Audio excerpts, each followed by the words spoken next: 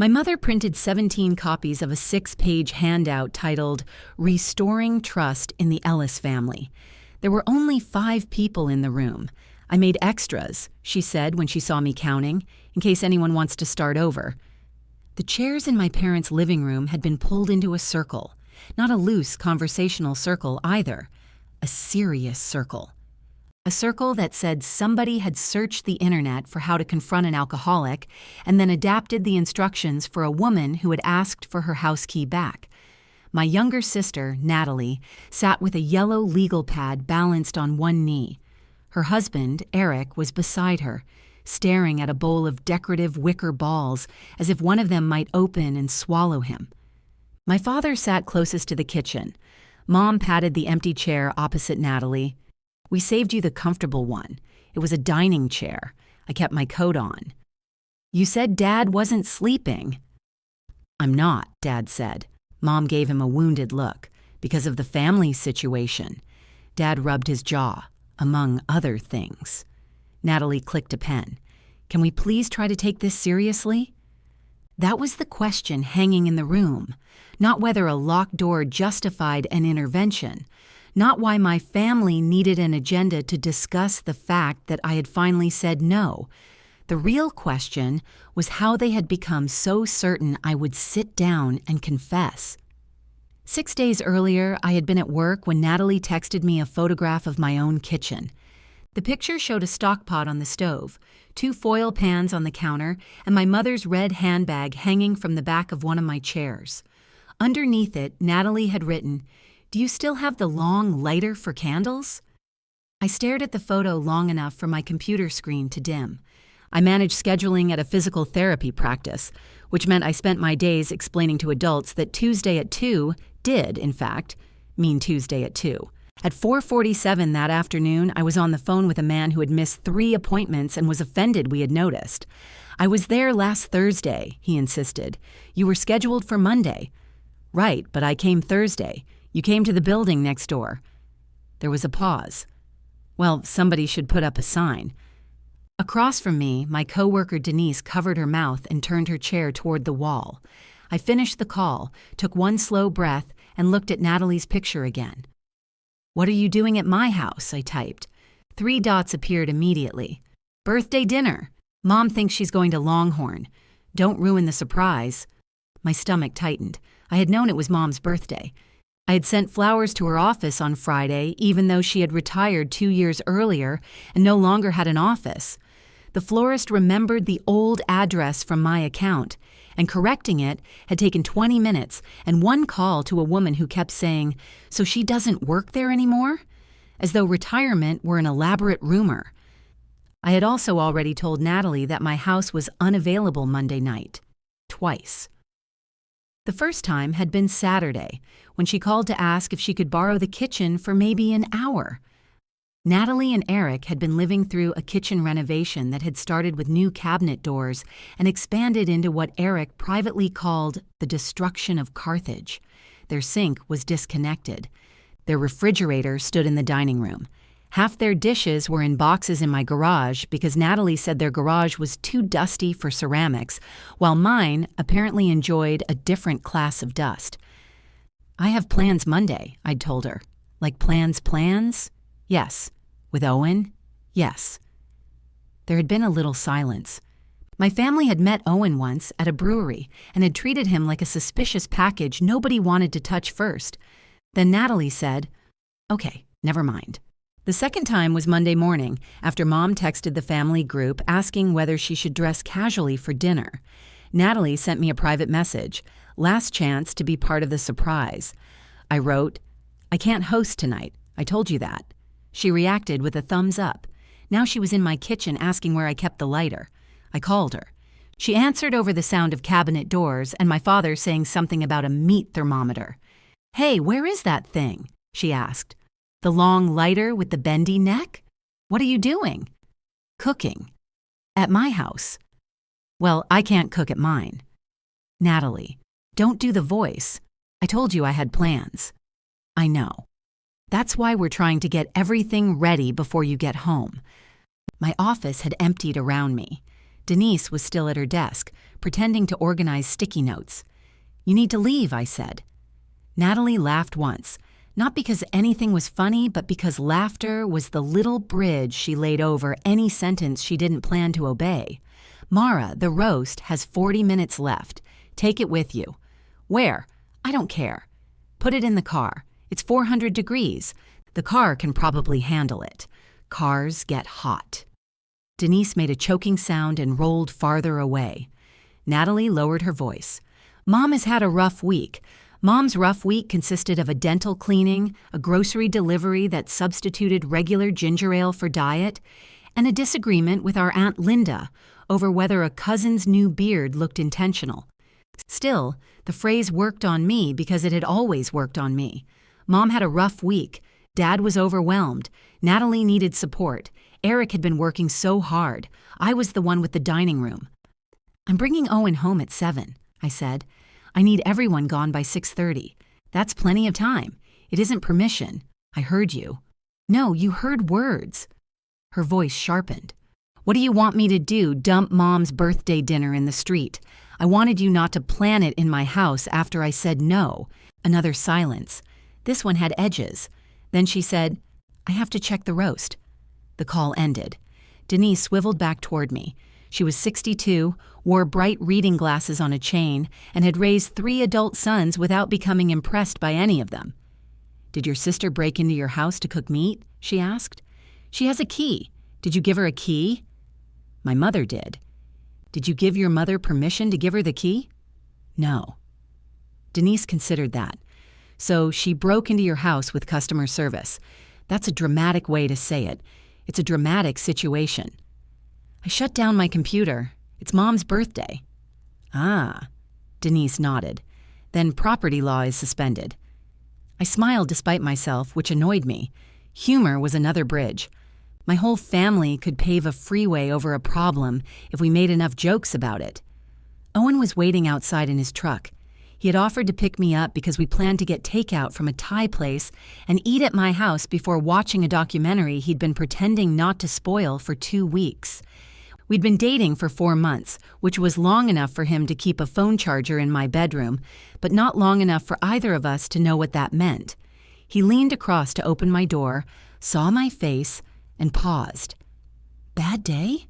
My family is at my house. All of them? There are only 3. That still seems like all of them. My mother's birthday dinner is apparently happening in my kitchen. I thought we were eating at your place." "We are."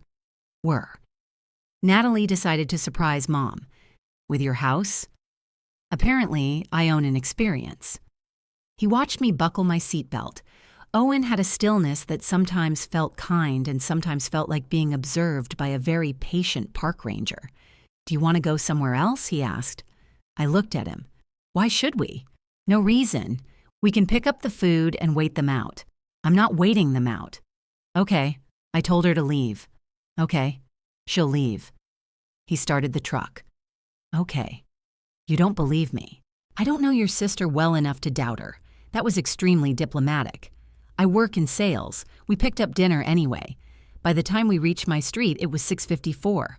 My driveway held Natalie's SUV, Dad's sedan, Eric's work van, and a silver car I recognized as belonging to Natalie's friend Brooke." Owen slowed. "Maybe there was a weather emergency," he said. My house glowed from every downstairs window. Through the front curtains, I could see people moving around my dining room. I sat there with the takeout bag warming my knees. What embarrassed me was not that Natalie had ignored me. She had been ignoring me in cheerful, survivable increments for years. What embarrassed me was that Owen had heard me say she would leave. He parked on the street because there was nowhere else to go. Before we reached the porch, the front door swung open and Brooke stepped outside carrying a bag of ice. "Mara," she said. "Oh my God, you're just in time." "For what?" She looked at Owen, then at the bag in my hands. "Is that Ty?" Behind her, someone shouted, "Don't let Diane come through yet." Brooke lowered her voice.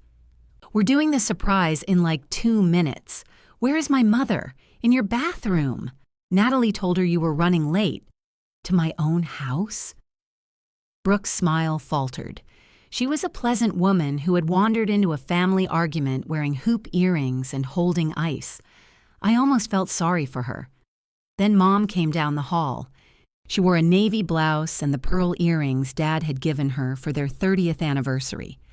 Natalie walked behind her with both hands over Mom's eyes, although Mom could clearly see through the gaps in Natalie's fingers. "Careful," Mom said, laughing. "There's a rug." "There has always been a rug," I said. Natalie froze. Dad appeared in the dining room doorway holding my carving knife. "There she is." Eric stood behind him with an oven mitt on each hand. 4 place settings had become 7. My good serving platter sat under the roast. The bottle of red wine I had been saving for Owen's birthday was open beside the sink. Mom beamed at me. "You made it!" For one strange second, I saw the evening as they did. A warm room, food on the table, family gathered. My mother, happy. The kind of ordinary scene people begged to have back after someone died. Then Natalie looked at the takeout bag and said, "Oh, Mara, I told you we were making dinner." She had not. Owen stood slightly behind me, holding the drinks. Mom noticed him and pressed a hand to her chest. "Owen! We didn't know you were coming." "Yes, you did," I said. The room went still in small stages. Natalie recovered first. "Well, this is perfect. Brooke brought extra potatoes, and I think there's another chair in the garage." She smiled at Owen. "You don't mind being squeezed in, do you? I think that depends on Mara." Nobody looked at him after that. I set the takeout bag on the entry table. My coat was buried beneath everyone else's on the bench. Music played from the speaker in my kitchen, a playlist I didn't recognize. "Natalie," I said, "I told you to leave." Mom's face changed. Not much. Just enough to let me know I had become the person creating the unpleasantness. "Mara," she said softly. "No. I told her this morning she couldn't use the house. I told her again 40 minutes ago to take everyone and leave." Dad put down the knife. "Maybe we can discuss this after we eat." Natalie folded her arms. "The food is ready." "I don't care." "You don't care that it's Mom's birthday?" There it was. Not a question. A door with only one acceptable way through. I looked at my mother, who had tears gathering in her eyes with astonishing speed. I looked at Dad, already tired of a conflict he had not yet participated in. I looked at Eric, who stared down at the oven mitts as if surprised to find them on his hands. Then I looked at Natalie. "Where is my key?" She blinked. "What?" "The key Mom gave you." "Where is it?" "I don't know. In my bag, probably." Her purse sat on the kitchen counter beside my open wine. I walked toward it. Natalie moved first. "You're not going through my purse." "Then you'd better find the key." Mom whispered my name as if warning me away from a ledge, but for once nobody was going to calm me down by making me carry one more chair. Natalie snatched her purse off the counter and held it against her ribs. "This is insane. It's a key. It's the way you're acting. The way I'm acting is asking for my key. It isn't even your key. It's Mom's copy." I looked at Mom. She had gone pale in the particular way she did when someone forced her to admit she had made a decision. It was for emergencies. Was tonight an emergency? Well, no. But Natalie's kitchen? Is her kitchen on fire? No. Did her refrigerator explode? "It's in the dining room," Eric said. Natalie turned on him. Not helping. Mom pressed her fingers together. She needed somewhere to prepare a meal. "You weren't here. I wasn't here because I was at work. That doesn't make my house available. I didn't say it did. You gave her the key because you gave it to me. For emergencies." "We are going in circles," Dad said. "No, we aren't." Mom gave Natalie access to my house after I said no. Natalie used it after I said no twice. Now neither of them thinks I should get the key back because I'm saying no in a way they can't pretend not to hear. Brooke quietly set the ice on the floor. Natalie opened her purse with sharp, angry movements and dug past a wallet, a hairbrush, 3 tubes of lip balm, and what looked like an entire pharmacy. She pulled out a ring containing at least a dozen keys. "Which one is it?" "The brass one. They're all brass. It has a blue dot. The dot rubbed off." Of course it had. Natalie had apparently used my emergency key often enough to erase its identifying mark. She began testing keys against her thumb as if that would reveal something. This one? I don't know. Go try it. I'm not going outside like this. Like what? She looked down. She was wearing leggings, a cream sweater, and socks patterned with little red foxes, without shoes. You came into my house in socks? I took my shoes off because I respect your floors. Owen made a sound that might have been a cough. Dad gave him a warning look, which was unfair. Owen had shown remarkable restraint for a man holding 4 iced teas in a cardboard carrier, while my family debated whether unauthorized entry counted as respect if you removed your shoes. Eric took the key ring. I'll check. You stay out of this, Natalie said. I am literally in it. He walked toward the front door. I followed. Natalie followed me. Then Mom followed Natalie and Dad followed Mom until all of us stood clustered in the entryway, while Eric stepped onto the porch and inserted keys into the lock. The 4th one turned. He removed it and placed it in my palm. Thank you, I said. Natalie crossed her arms. Happy? No. Well, at least you got what you wanted. What I wanted was dinner with Owen. Mom's tears spilled then. She turned her face away, but not so far that I could miss them. I'm sorry my birthday ruined your evening. Diane, Dad murmured. No, Paul, it's fine. I honestly had no idea she felt this way about having us here. I told Natalie before you got here, but you didn't tell me. I didn't know she was bringing you here. Then apparently I'm the last to know everything. Mom reached for her handbag. It was still hanging from the chair in the photograph, bright red against the wood. Natalie moved immediately to help her put on her coat. We'll go to our place. There's nowhere to sit at your place, Mom said. We can make room. The dining table is behind the refrigerator. We'll move it. The roast will be cold, then we'll warm it up. You said your oven wasn't connected. Eric raised one oven-mitted hand. We could eat here and leave Mara alone.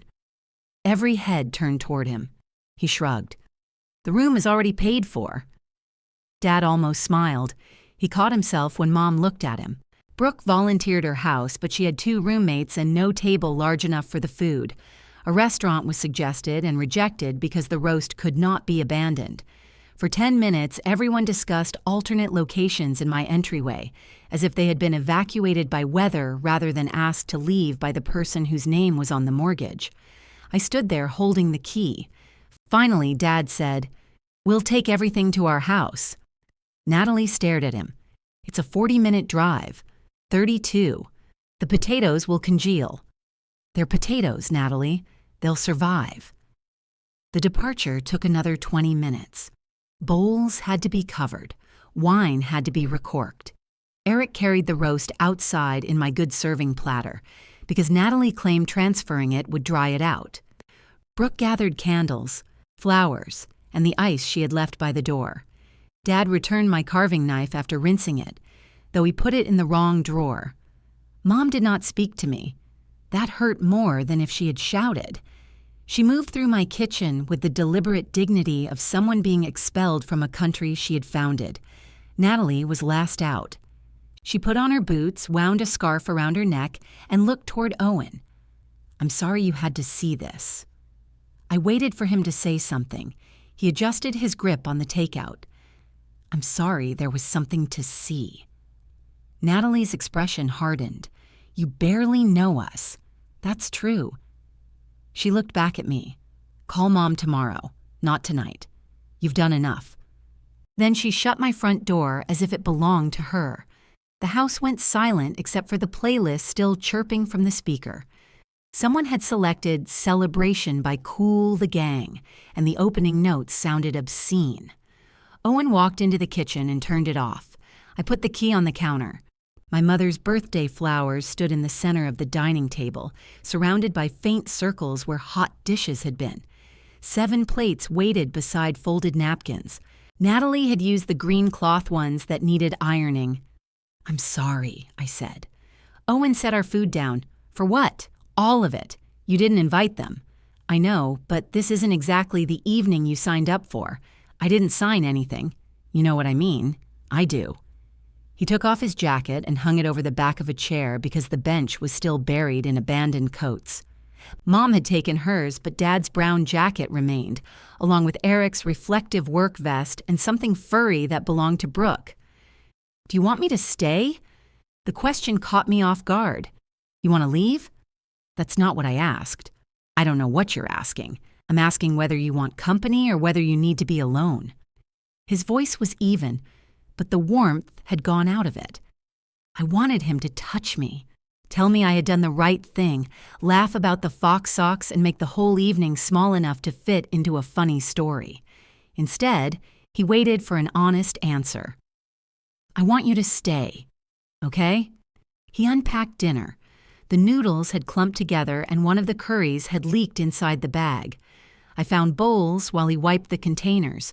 We ate at the island because the dining table looked like a stage after the actors had fled. Halfway through, I said, "She's not usually that bad." "Which one?" I laughed, then covered my mouth. Owen smiled down at his food. That wasn't a trap. My mother is generous. She sent soup every day when Denise had surgery, and she barely knows Denise. My dad will drive 3 hours to help somebody move. Natalie once stayed up all night with me when I thought I was getting fired. Were you? No. My boss had written, "See me first thing," in an email. Cruel. Exactly. Natalie came over with donuts and helped me rewrite my resume until 2 in the morning. That was kind. It was. She can be kind. I believe you. But, no but, I set my fork down. "You have a butt face. I'm eating pad thai. You had a butt face in the truck, too." He leaned back. "All right. I think your family can love you and still be used to getting their way with you. They don't always get their way. They were holding a party in your house after you told them not to. That's one example." It's a fairly complete example. I wanted to argue. Instead, I looked at the key on the counter. "There's another copy," I said. "Your mom's?" "Dad probably has one too. Do you want them to?" The answer came too quickly.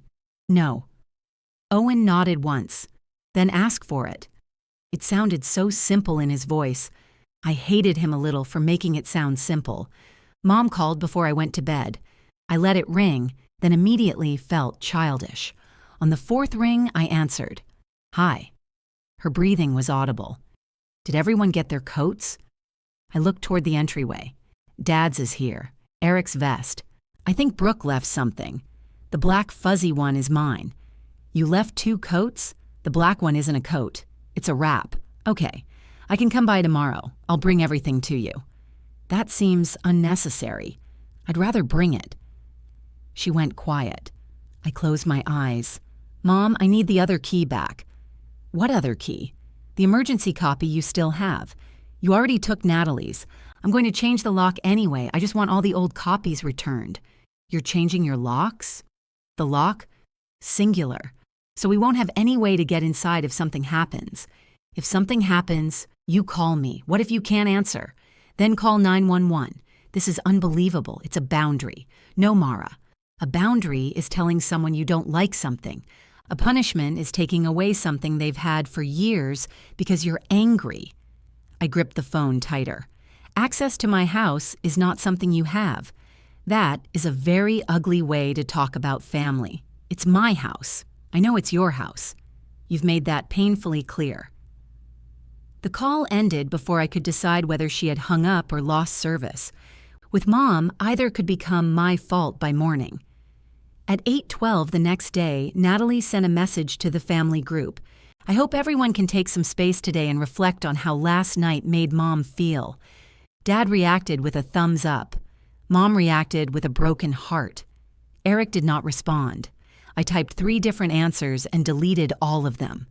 Then I removed the brass key from the counter, put it in my purse, and called a locksmith. By lunch, Natalie had left 2 voice messages. In the first, she said I was escalating. In the second, she said changing the lock proved I had planned the whole thing. At 3, Dad called the front desk at my office. "Your mother says you're screening us," he said when I picked up. "I'm working," I figured. "Then why didn't you call my cell?" "She said you wouldn't answer. Did you try?" "No." I waited. He cleared his throat. "She wants the family to sit down Sunday." Calmly. Your sister has offered to organize it. The phrase made my neck prickle. What exactly is she organizing? Just a conversation. Then why does it need organizing? Dad sighed. Because apparently none of us can be trusted in a room without an agenda anymore. An agenda, I repeated. Dad made a dissatisfied sound. That's not what I meant. It's the word you used. I was being sarcastic. Was Natalie? He didn't answer. I turned my chair away from the front desk. Denise was checking in a patient and pretending not to listen with the concentration of a safecracker. What does Mom think we need to discuss? I asked. Monday night. What about it?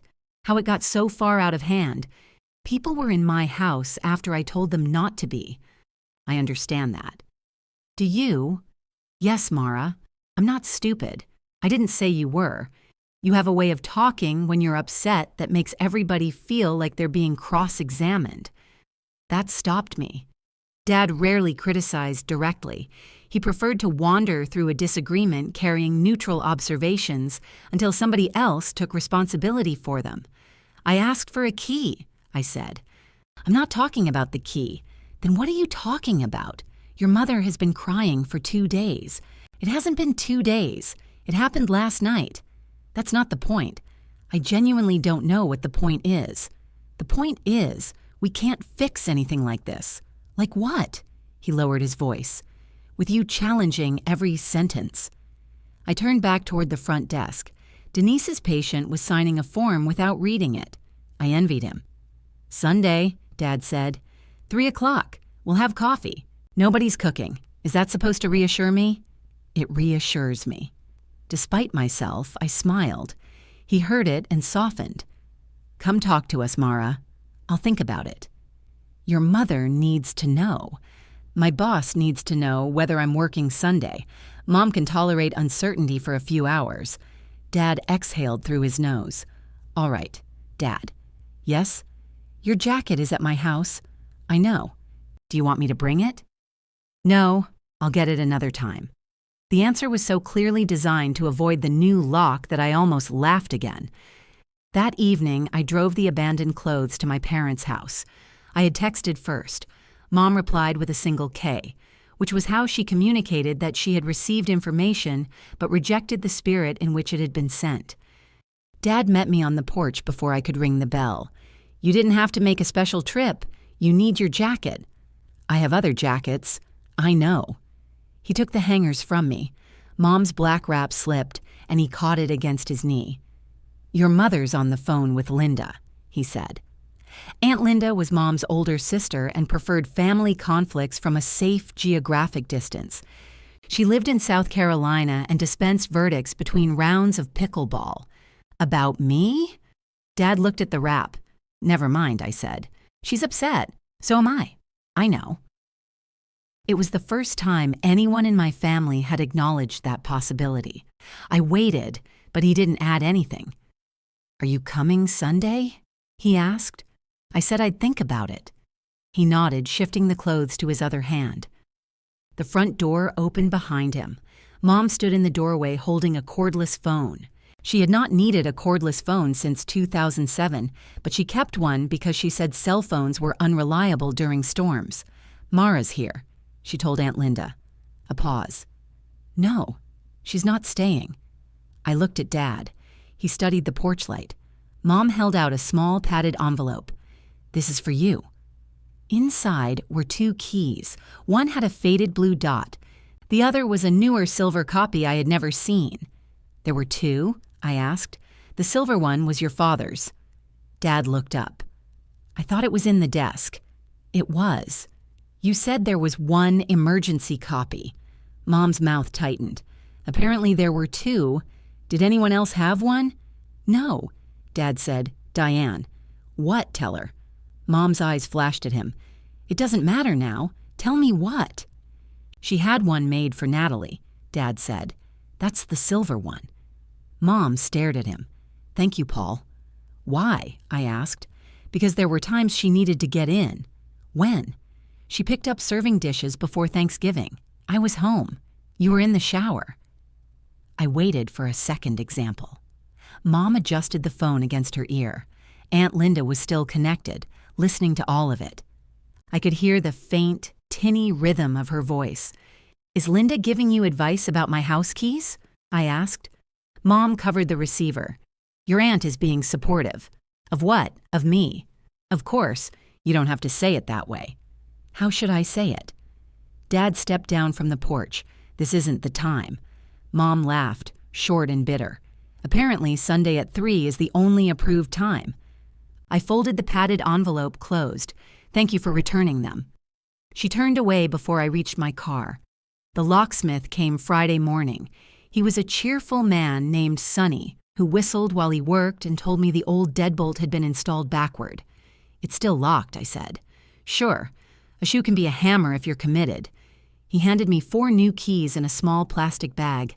I put one on my ring and locked the other 3 in my desk drawer. For the rest of the day, I kept testing the lock. Not because I thought it would fail. I liked the solid click. It was the sound of a sentence ending where I put the period. Owen came over Friday night. I had told him about Sunday, but not asked whether I should go.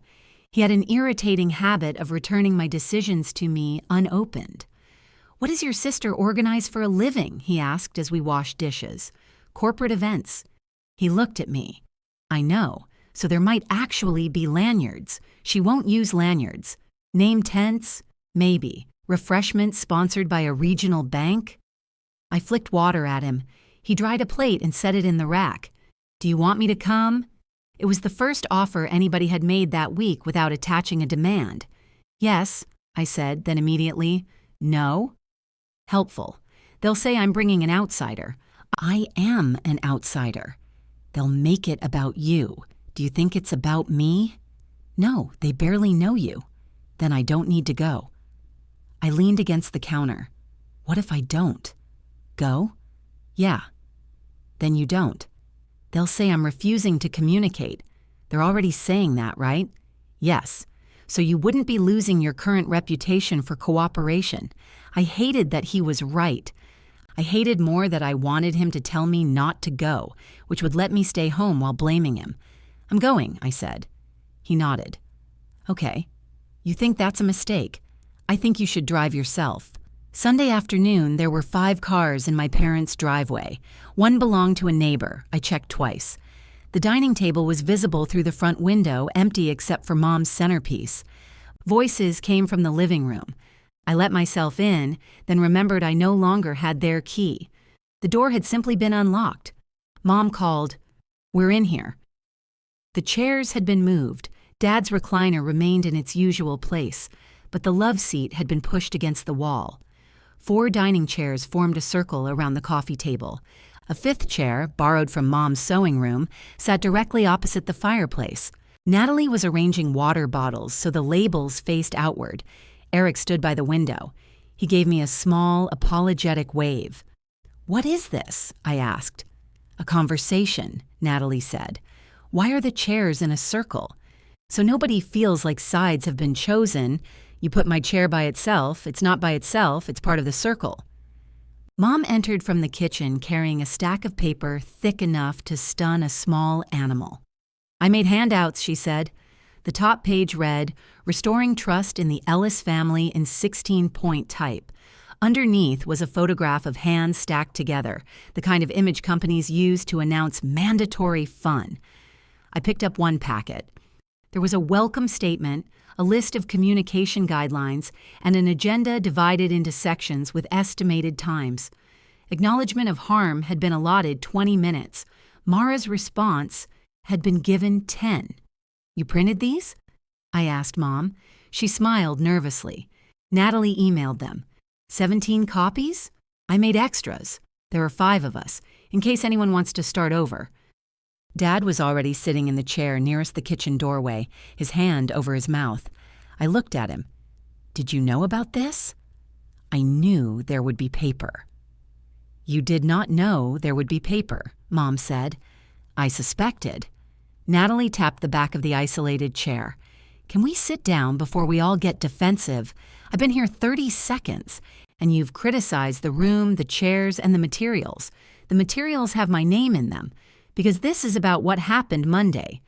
Then why is it called Restoring Trust in the Ellis Family? Mom placed the extra packets on a folding table beside a box of tissues, because this affects all of us. I flipped to the second page. Beneath a heading labeled Shared Goals, someone had typed, "Preserve family closeness. Ensure everyone feels welcome. Avoid weaponizing access, communication, or affection." I read the last line twice. Who wrote weaponizing access? Natalie sat down. Can we please follow the agenda? Did you write it? We all contributed. Eric looked out the window. Did you contribute? I asked him. His shoulders lifted. I proofread. Eric, Natalie warned. What? She asked. Mom held up both hands. This is exactly why we have communication guidelines. I turned the page. There were blank lines beneath the words, ways my actions impacted others. Another box asked me to list steps I could take to rebuild safety. Something inside me went very quiet. You made me a worksheet. It's for everyone, Natalie said. Your packets have this page too. They're all identical. Great. What are you rebuilding safety from? Natalie's mouth opened. Dad rubbed his forehead. Mom picked up a packet and sat beside me. Honey, no one is attacking you. Why is there a tissue box? We always have tissues. They were in the bathroom 10 minutes ago, Dad said. Mom stared at him. He leaned back. I'm trying to be accurate. I almost laughed, but Natalie clicked her pen. Okay, she said. I'd like to begin by thanking everyone for showing up. I live here, Dad said. Dad, please. He raised one hand in surrender. Natalie looked at me with an expression she probably used on vendors who had delivered the wrong tablecloths. Calm, firm, regrettably patient. We're here because a normal family disagreement escalated into a sudden withdrawal of trust and access. Mom has experienced significant emotional distress. Dad feels caught in the middle. Eric and I feel humiliated and confused. And Mara feels... She glanced down at her notes. Disrespected. The word sat there, small and domesticated. Disrespected, I repeated. Natalie nodded encouragingly, as if I had just passed the first exercise. Mom slid a pen toward me. I looked at the empty lines waiting beneath ways my actions impacted others. Then I looked at the people who had gathered to teach me how much my locked door had hurt them. All right, I said. Who wants to go first? Mom picked up her packet. I can start. Natalie nodded. Thank you. Dad shifted in his recliner. Eric unscrewed his water bottle, then put the cap back on without drinking. Mom turned to a page marked Personal Impact Statement. She had printed that in bold, too. I wrote this last night, she said. I don't want anyone to interrupt because I worked very hard to express myself without blame. I kept my hands in my lap. She adjusted her glasses and began. When a person I love changes the conditions of our relationship without discussion, I feel rejected and unsafe. Monday night, I was treated like an intruder in my own daughter's life. Her voice trembled on daughter. Natalie reached across and touched her wrist. Mom continued. She described the embarrassment of carrying her birthday dinner out of my house. She said she had lain awake wondering what other parts of our relationship I might remove without warning. Sunday dinners, holidays, phone calls, help in an emergency. She said changing the lock had sent a message that I believed my family was dangerous. I have always considered Mara's home an extension of our family, she read. Not because I don't respect her independence, but because I believed she wanted us there. Now I question whether her generosity was ever genuine or whether she was silently keeping score. That landed. Mom took off her glasses and folded the pages. I'm finished. Natalie looked at me. Remember, we're receiving right now. Responding comes later. I didn't say anything. Your face did. Is facial communication in the guidelines? She exhaled. This is what I mean. No, really. I want to follow the rules. Dad made a low sound into his hand. Paul? Mom said. What? You're smirking. I'm trying not to cough. You haven't coughed once. That's because it's working. Natalie shut her eyes for a moment. Dad, do you want to go next? No. Her eyes opened. No? I don't have a statement. You said you wanted to speak from the heart. I said I wasn't writing an essay. It's not an essay. It has a title page. Mom's packet snapped against her knee. You agreed we needed to talk. We do. I didn't agree to pretend I'm applying for a grant. I watched my father, surprised despite myself. He was uncomfortable, but it wasn't the usual discomfort that made him disappear. There was irritation in him, too. Natalie's pen clicked. Then speak. Dad looked at me. I think throwing everybody out was unnecessary. There he was. The food was cooked, he continued. Your mother was already there. You could have told us not to do it again and let the evening finish. I had told Natalie not to do it in the first place. I know. Do you? Yes. She told me. Natalie's head turned sharply. I told you Mara had plans. You said she didn't want us using the house. That isn't what I said. It's close enough. No, it isn't. Dad shrugged. Fine. You said Mara was being weird about the house, but that she'd get over it once she saw your mother. A heat climbed up my neck. Natalie sat straighter. That is not a fair summary. It's exactly what you said in the car. Mom looked at her. You told me Mara knew. I said Mara knew we were making dinner. You said she was running late. She was. She was at work, Eric said. Natalie turned toward him. I'm sorry, have you all decided this is my intervention? It isn't supposed to be anyone's intervention, Mom said quickly. The title page on every packet disagreed. Natalie crossed one leg over the other. I'm not saying I handled every detail perfectly. I'm saying Mara's reaction was disproportionate. Dad nodded. It was. Mom nodded too. The room settled again. Natalie had lost control of it for less than a minute, but that minute mattered. My mother had not wandered innocently into a misunderstanding. She'd been given a version of events designed to make my refusal seem temporary and unreasonable. Dad had known more than he admitted and still expected me to absorb it. Natalie looked at Eric. Do you want to share? Not particularly. Her eyebrows lifted. He rubbed his palms over his jeans. I was told we were coming here for coffee. We are having coffee. You know, that's not what I mean. Mom stood. Does anyone actually want coffee? Nobody answered. She sat back down, offended by our ingratitude for coffee that did not exist. Eric looked at me. I'm sorry we were at your house. Natalie's lips parted. He kept going. You'd told Natalie no. I knew that before we got there. You did? I asked. Not exactly. I knew she'd asked and you weren't happy about it. She said once you saw it was for your mom, you wouldn't make a thing out of it. Natalie laughed without humor. You're making it sound calculated. It was calculated. We were trying to do something nice. For Mom, I said, yes, in my house. Because you have room.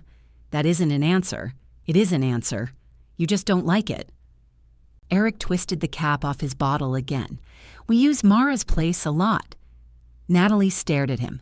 He looked from her to my mother. We do. The garage, the kitchen, holidays.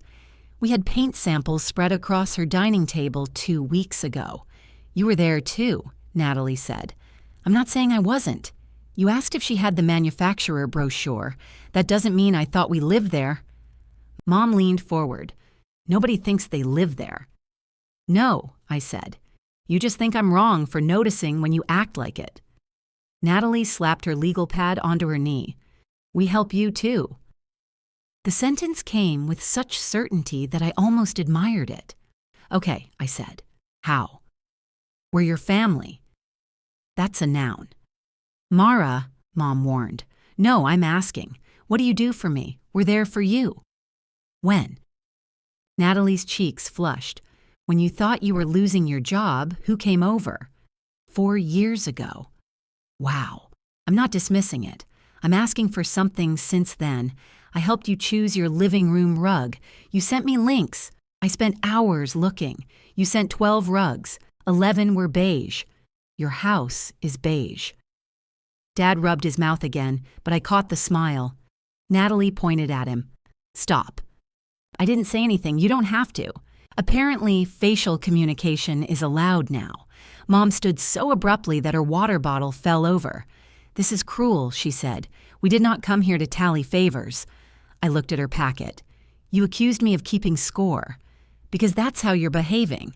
I didn't know there was a score until you held an intervention because I stopped giving you access." "Access," she repeated bitterly. "You make us sound like repairmen. Repairmen ask before they come inside." Natalie stood too. "All right, we're taking 10 minutes. I don't need 10 minutes. You're escalating. I'm sitting down. Your tone is aggressive. My tone is the only thing in this room you can still make my fault." Nobody spoke. The furnace clicked on. Warm air stirred the tissue sticking out of the box. I picked up the pen Mom had given me. On the worksheet under Ways, my actions impacted others, I wrote 3 words: change the lock. Natalie watched, visibly relieved that I was finally participating. I turned the packet over. "Sunday dinner," I said. "What?" Mom asked. I wrote it down. Sunday dinner. I plan it, shop for it, cook it, and host it. Sometimes Dad grills, but I buy the meat and text him when to come. Dad looked toward the kitchen. Holiday meals, birthday cakes, gifts from Mom and Dad to everyone because Mom calls me with ideas and I order them. Reservations, your anniversary dinner every year, the calendar on your refrigerator. Mom frowned. "I maintain that calendar. I text you everything that goes on it." "That is not maintaining." "Fine." I wrote appointment calendar. Dad's rides after procedures. Mom's prescription pickups when the pharmacy closes before Dad gets home. Returns. Costco trips. Technology problems. Natalie's cat when she travels. "Noodle hates boarding," Natalie said. "I like Noodle. That's why I do it. So why are you making it sound like a burden?" "Because liking someone doesn't make every favor automatic." I kept writing. Boxes in my garage. Contractors using my driveway. Your renovation samples. The family group reminders. Aunt Linda's birthday flowers. Mom blinked. "I paid you for those. In March. I sent you a check. In June." "Well, you got it." Eric leaned forward, elbows on his knees. "What about Thanksgiving?" I looked at him. He nodded toward the paper. "You forgot Thanksgiving breakfast. We all come early." Natalie gave him a look that could have stripped paint. "Thank you," I said and wrote it down. The list filled the back of the sheet. I moved sideways into the margin. Dad watched my hand. "You don't have to do all that. Then why does it all keep happening? Because you're good at it." The honesty of the answer hurt more than an excuse. Mom's voice softened. "Honey, you've never said you didn't want to help. I said I didn't want people in my house Monday. That's one thing. Yes, one thing. And look at this room." Her eyes moved toward the extra packets. I set the pen down. For the next 3 months, I'm not doing anything for another adult that I didn't agree to do. Natalie stared. "What does that mean?" "It means ask me. Don't tell me what I'm hosting, what I'm ordering, where I'm driving, or who I'm helping. If I didn't say yes, the answer is no. So you're punishing all of us." "No. I'm returning things to the people they belong to." Mom sank into her chair. "You've been waiting to do this. I thought of it 30 seconds ago." "That makes it worse," Natalie said. "You're blowing up the family on impulse. I changed one lock. You printed a workbook." Eric looked down, but not before I saw his smile. Natalie caught it too. "Are you enjoying this?" "No." "You've agreed with her this entire time. I apologized for something I did. You followed me into that house." "Yes." "You helped carry everything in." "Yes." "Then stop acting like you were a hostage." "I'm not." Dad leaned forward. "Both of you, enough." Natalie's eyes shone. "No, apparently this is the day everybody decides I'm the problem. You planned the dinner," Dad said. "For Mom." "You planned this," Eric added, "for the family. And both times," I said, "you decided what everyone needed without asking them." She looked at me as if I had slapped her. For a moment, I wanted to take it back. That was the old reflex.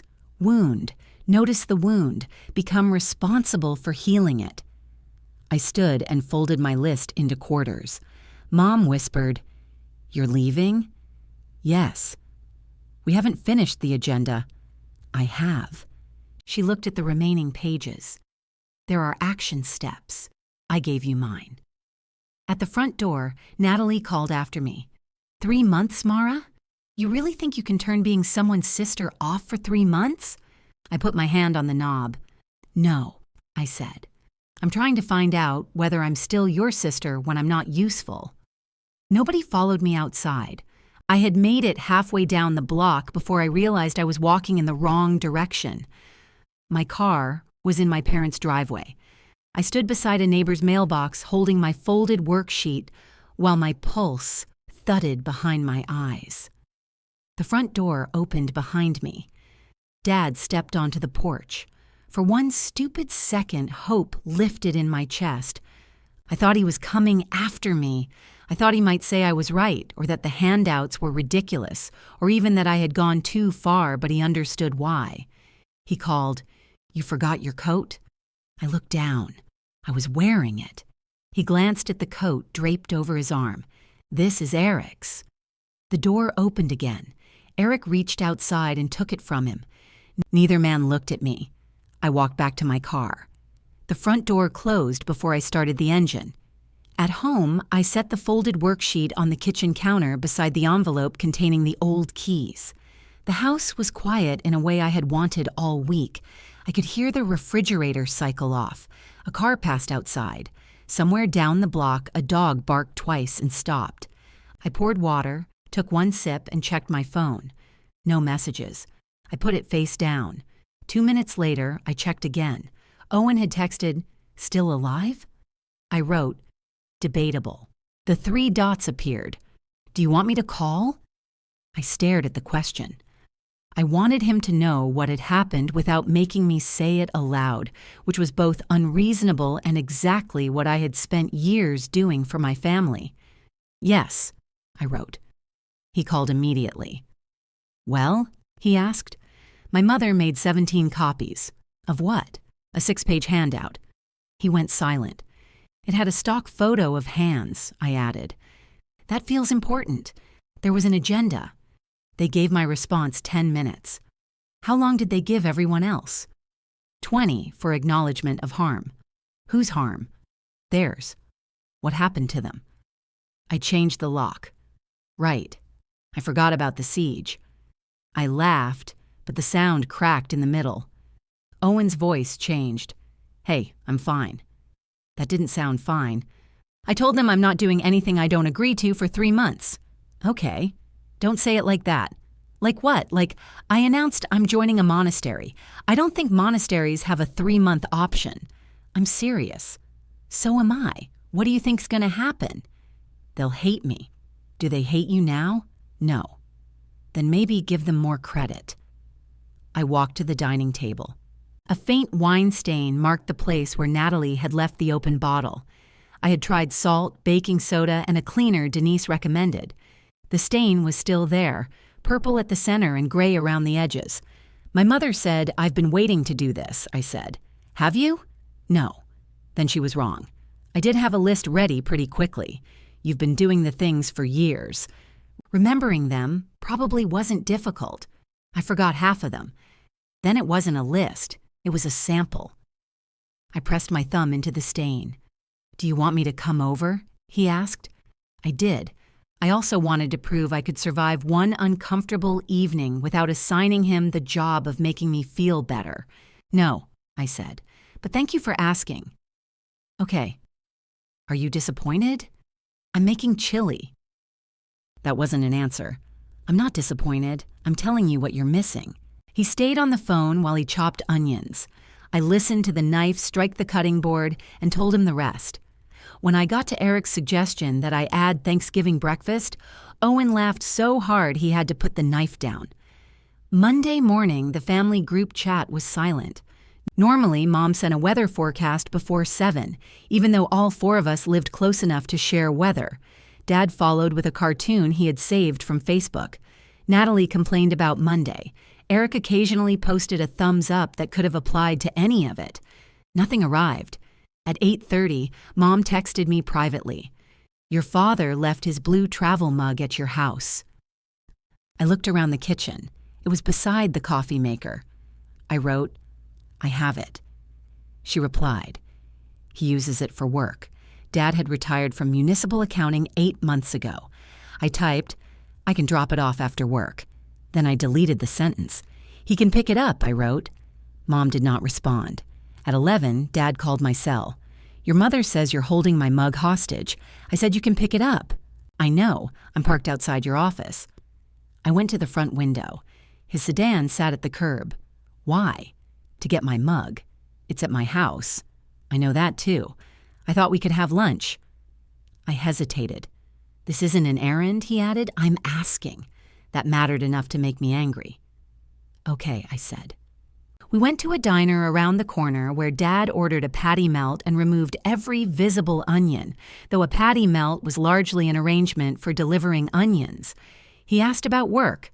I asked about the leak in his garage. For 12 minutes, we were careful.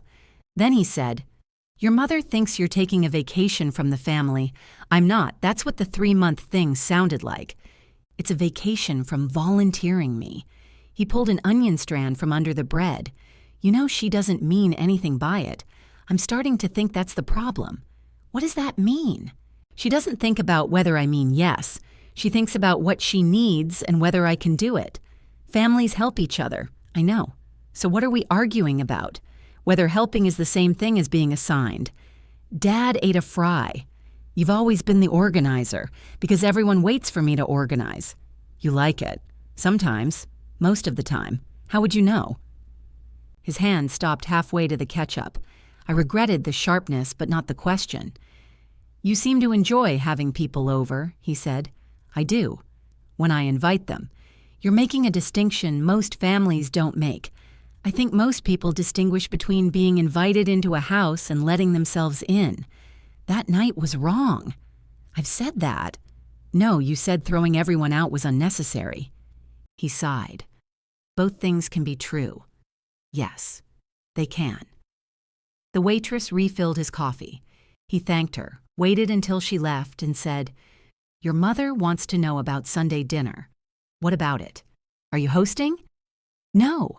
Because of the 3 months? Because I don't want to. He frowned down at his plate as if the answer had been written there in a language he didn't read. Where are we supposed to eat? He asked. Anywhere you want. Your mother doesn't like driving at night. It's March. It won't be dark until after 7. She doesn't like restaurant noise. Then eat at home. Our kitchen table only seats 4 comfortably. There are 4 of you. You're not coming? Nobody invited me. I'm inviting you. To what? He gave me a tired look. Dinner. At your house? I guess. Are you cooking? I can cook. Okay. He sat back. Okay? Yes. Sunday at your house. Tell me what to bring. He studied me, suspicious of how quickly he had gotten what he asked for. Bring a salad, he said. Great. When we stood to leave, Dad reached for the check. I let him. He looked almost offended. I brought his mug from my house that evening and placed it on the passenger seat of his unlocked car. I texted him where it was. Mom replied in the family chat before he did. You could have come inside. I wrote I had groceries in the car. That was true, but the groceries were frozen pizza and coffee. They could have survived 10 minutes. I simply did not want to sit in Mom's living room while the extra intervention packets remained stacked on the folding table. Sunday, I made a salad large enough for 6 and drove to my parents' house at 5. Dad answered wearing an apron that said, Accountants do it with balance. Mom had given it to him as a joke 15 years earlier, and none of us had been brave enough to explain it. The house smelled like smoke. What happened? I asked. Nothing. A timer shrieked in the kitchen. Dad turned around. Mom sat at the table with her arms folded. He bought bone-in chicken. The recipe said thighs, boneless thighs. It didn't specify. It absolutely specified. Dad opened the oven. Smoke rolled out. Paul, it's just grease. It's burning. It's rendering. Mom looked at me. Can you fix this? The question came so naturally that all 3 of us froze. Dad slowly closed the oven. I set the salad on the counter. What do you want me to fix? The chicken. How? You know how. Do you want me to finish cooking dinner? Mom's mouth thinned. You're going to make me say every little thing, aren't you? I'm asking what you need. I need dinner not to be ruined. That isn't the same as asking me to cook. Dad removed his oven mitts. I can handle it. You don't know what you're doing, Mom said. I've reached that conclusion. I looked at the blackening skin, the smoke, and my father's defeated apron. Every reflex in me moved toward the stove. Then Dad opened the back door, waved a dish towel under the smoke alarm, and said, "Worst case, we order pizza." It was not elegant. It was not the lesson I wanted anyone to learn. It was simply an adult man facing badly cooked chicken without assigning his daughter a moral duty to rescue it. Okay, I said. Natalie and Eric arrived 20 minutes later. Natalie walked into the smoky kitchen, saw the chicken, and looked at me. You're really just letting this happen? Dad answered before I could. It already happened. We ate salad and the pieces of chicken that were neither raw nor charcoal. Mom complained that the vinaigrette was too acidic. Natalie barely spoke. Eric complimented Dad's seasoning with the careful courage of a man negotiating a ceasefire. After dinner, everyone stayed seated. Normally, I cleared the table while Mom wrapped leftovers and Natalie wandered into the living room with her wine. I took another sip of water. Dad looked at the plates. Mom looked at me. Natalie said, "This is childish." "What is?" I asked. "You know what?" Eric picked up his plate and carried it to the sink. Dad followed with the chicken platter. Mom remained seated. Natalie stood hard enough to knock her chair backward. "Fine. Congratulations, Mara. You've successfully taught us that dishes exist." She gathered 2 plates, stacked them, and walked into the kitchen. For a moment, I sat alone with my mother. She stared at the empty place where my plate had been. "I like doing it," I said quietly. "That's what none of you understand." Mom's eyes lifted to mine. "I like taking care of people," I said. "I just didn't like finding out I wasn't allowed to stop." Her face softened for half a second. Then Natalie dropped something in the sink, and Mom rose immediately. "Those glasses can't go in the dishwasher," she called, leaving me at the table. Natalie cornered me beside my car. She had followed me outside without a coat, and the wind kept lifting her hair across her mouth. She pulled it away impatiently. That little speech to Mom was manipulative. "What speech? You know exactly which one." I said I liked helping. "You said it after making everybody sit there feeling guilty." "Nobody had to feel guilty." "Oh, please." "Dad was scared to ask you to pass the salt. He asked me twice." "That is not the point." There was always a point I was failing to reach. It moved whenever I got close. Through the front window, I could see Eric washing dishes while Dad dried. Mom stood beside them, rearranging everything they put in the rack. "What would you like me to do?" I asked. "Stop making this a performance." "I'm not." "You sat there watching Mom struggle." She wasn't struggling. She was annoyed that dinner wasn't how she likes it. Dad almost burned the house down. Dad burned chicken skin. You know how to cook. You could have helped. He said he had it, because you made asking you weird. I opened my car door. Natalie pushed it closed again. Not hard, but deliberately. "Don't walk away while I'm talking. Move your hand." Her palm stayed on the door. We looked at each other. Then she stepped back. It was a tiny thing, but I felt it all the way down my arms. "I need you to get your boxes out of my garage," I said. Her face went blank. "What boxes?" "The dishes, the pendant lights, the cabinet hardware, all the renovation stuff. You said we could store it there." "I did. I'm not throwing it away. I'm asking when you can move it. Our garage is full. Then rent a storage unit. For how long? I don't know. It's your renovation." She laughed once. "There it is." "What?" "The punishment. I would like to park in my garage. You've been parking in your garage. On one side. Your boxes are on the other. You don't have a second car. I don't need one to own both sides. That doesn't even make sense. It makes perfect sense." She folded her arms against the cold. So what? I have until midnight? I didn't say that. Then when? 2 weeks. We're supposed to have the cabinets installed by then. Good. You'll have somewhere to put the dishes. You know the contractor keeps delaying. Then let me know when you can pick them up. You're acting like I dumped trash at your house. Those boxes contain thousands of dollars worth of things. Then you should probably keep them somewhere you're allowed to enter. Her eyes filled so quickly I almost missed the change. Natalie cried when she was furious, a betrayal of her own face that she had always hated. You sound like a landlord. I'm your sister asking for half her garage back.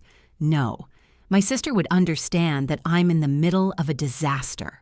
A kitchen renovation is not a disaster. It is when you've been living with it for 4 months. It's been 3.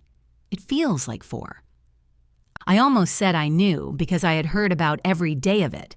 I had reviewed tile samples during lunch, accepted deliveries, spent a Saturday helping her label boxes, and driven across town to return a faucet she decided looked aggressive. Instead, I said, 2 weeks. She wiped under one eye with her finger. I hope this is worth it. She went inside before I could ask what this was supposed to buy me. On Wednesday, Eric texted, "Can I come by Saturday for boxes? I'll bring a truck." I wrote, "Yes." "What time?" 10? "Yes." "Thanks." The exchange was so simple I stared at it, waiting for an accusation to appear. At 10 Saturday morning, Eric backed his work van into my driveway. Natalie was not with him. He climbed out wearing an old gray sweatshirt and work gloves. She had a migraine. Natalie got migraines, but they tended to arrive near tasks she had decided were emotionally hostile. "I'm sorry," I said. "Yeah." We opened the garage. The boxes formed a neat wall along one side because I had reorganized them after the cabinet hardware arrived. Each label faced outward. Dishes, glasses, small appliances, pantry, keep accessible. Eric surveyed them. "You did all this? Natalie and I did most of it. She told me you offered." "I did." He looked at me. "I'm not taking sides. I didn't ask you to. I know. I'm saying it because everybody keeps telling me what side I'm on. Which side are you on?" "The side with a functioning kitchen." We loaded in silence for a while. He carried 2 boxes at a time. I carried one, despite his insistence that he could handle it. When we reached the pendant lights, he stopped. "These aren't ours." "Yes, they are." "No, ours have black cords." I peeled back the cardboard. 3 brass pendants sat inside, each wrapped in foam. Natalie picked these. She changed her mind. "When?" "February. What happened to these?" He shrugged. "I thought she returned them. She asked me to return a faucet. She never mentioned lights." He photographed the label. "I'll deal with it." A few minutes later, he said, "She's not mad about the boxes. She seemed mad. She's scared. Of me, of this becoming permanent." I set down a box of wine glasses. "What is this? You stepping back. I'm not disappearing." "I know. Does she?" He pulled off one glove and rubbed his forehead. "Natalie thinks relationships should survive bad behavior. They should. She also thinks surviving means nothing changes afterward." I looked at him. He gave a tired half smile. "I've been married to her for 9 years. You say that like a prison sentence. I say it like experience. We finished before noon. The empty half of the garage looked enormous. My car sat alone on the other side, suddenly off-center. Eric closed the van doors. "For what it's worth," he said. "She should have listened to you Monday. For what it's worth, you were there." "I know." He didn't defend himself. That made it harder to stay angry. I watched him drive away with the brass lights visible through the rear window. That evening, Owen came over with chili. He had frozen half of the batch he made on intervention night and labeled the container Monastery Rations. I laughed when he handed it to me. 3 months is a long vow, he said. "Do I have to shave my head? Only if you start brewing beer." We ate on the couch and watched the documentary we had missed. 20 minutes in, I realized I had no idea what it was about. Owen paused it. "Where are you?" "Here." You've checked your phone 9 times. My family chat has been quiet. That seems like what you asked for. I didn't ask them not to talk to me. No, but if they don't know how to talk to you without asking for something, they may need a minute. I put the phone face down on the coffee table. You're mad at me, I said. I'm not. You've been different since Monday. Which Monday? The dinner. He glanced toward the dark television. I'm trying to stay out of it. You told me to ask for the keys. You wanted the keys. You encouraged me. I did. But now? Now I'm wondering whether there's room for us to have a bad night without your family being in the room. My back stiffened. I didn't invite them into this conversation. You checked the chat 9 times. Because they're giving me the silent treatment. Then say that. Don't tell me I'm mad because I'm not giving you the answer you want.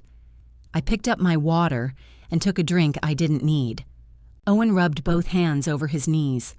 When we came home that night, you stood in the entryway and apologized to everyone while they were in your house against your wishes. I didn't apologize. Not with the word sorry. But you explained. You negotiated. You kept offering versions of your no that might hurt less. That's called trying not to be cruel. I know. Then after they left, you apologized to me for the evening like you had brought them. What should I have said? Nothing. You didn't do it. I looked away. He continued more quietly. Watching you in that room scared me. My family scared you? No, you disappearing did. I was standing right there. That's what scared me. The chili container sat open on the coffee table. A drop of condensation slid down its side. I wanted to tell him he was exaggerating.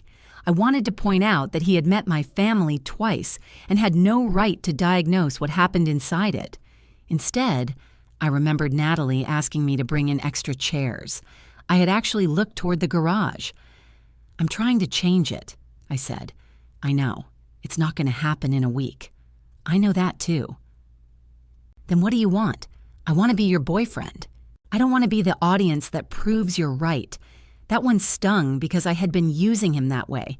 Every joke about the handouts, every report of what Natalie said, every pause while I waited for him to confirm the obvious. I'm sorry, I said. He smiled without humor. There it is. I nearly snapped at him. Then I started laughing. After a second, he did too. We finished the documentary without checking my phone. It turned out to be about competitive mushroom foraging, and the ending was somehow devastating. When Owen left, there were 4 new messages in the family chat. Mom had posted a photograph of a card on her refrigerator. 42 years, still choosing you. Dad replied, too late to reconsider? Mom sent a laughing face. Then she tagged me. What time is our reservation Saturday? I read it twice. Their anniversary dinner had been on the list I wrote at the intervention. I had made the reservation every year since their 30th. Mom chose the restaurant, Dad complained about the price, and I coordinated everyone's schedules until the evening appeared to have organized itself. No one had asked me this year. I typed, I didn't make one. Before I could put down the phone, Natalie replied, Seriously? I watched the words sit beneath my message. Seriously? Then the typing bubble appeared, vanished, and returned.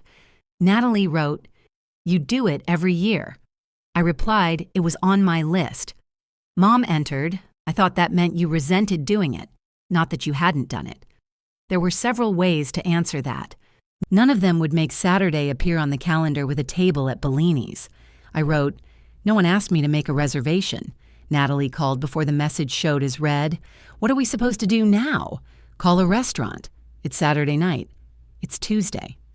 For Bellini's, that is Saturday night. Bellini's was a small Italian place downtown where Mom and Dad had celebrated every anniversary since their 25th. It had low lighting, heavy silverware, and a waiter named Marco, who remembered that Mom liked lemon in sparkling water. Marco did not remember us because of fate. He remembered us because I called every year, requested his section, confirmed twice, and tipped him at Christmas. Then call somewhere else, I said. It's their 42nd anniversary. I know. So you're comfortable ruining their tradition to prove a point? I'm not proving anything. You made the reservation last year without being asked. I also made it the year before that without being asked. That's how it became my job. Because you're good at it, Dad's answer, repeated through Natalie's mouth. I sat on the edge of my bed. Did you call Bellini's? No. Mom said you always talk to Marco. Marco is a waiter, not the Pope. Call the restaurant. And say what? Ask if they have a table. They won't. Then you'll know. She breathed into the phone. Do you want me to call? I asked. There was a pause long enough to tempt me. Then she said, yes. The honesty startled both of us. Okay, I said.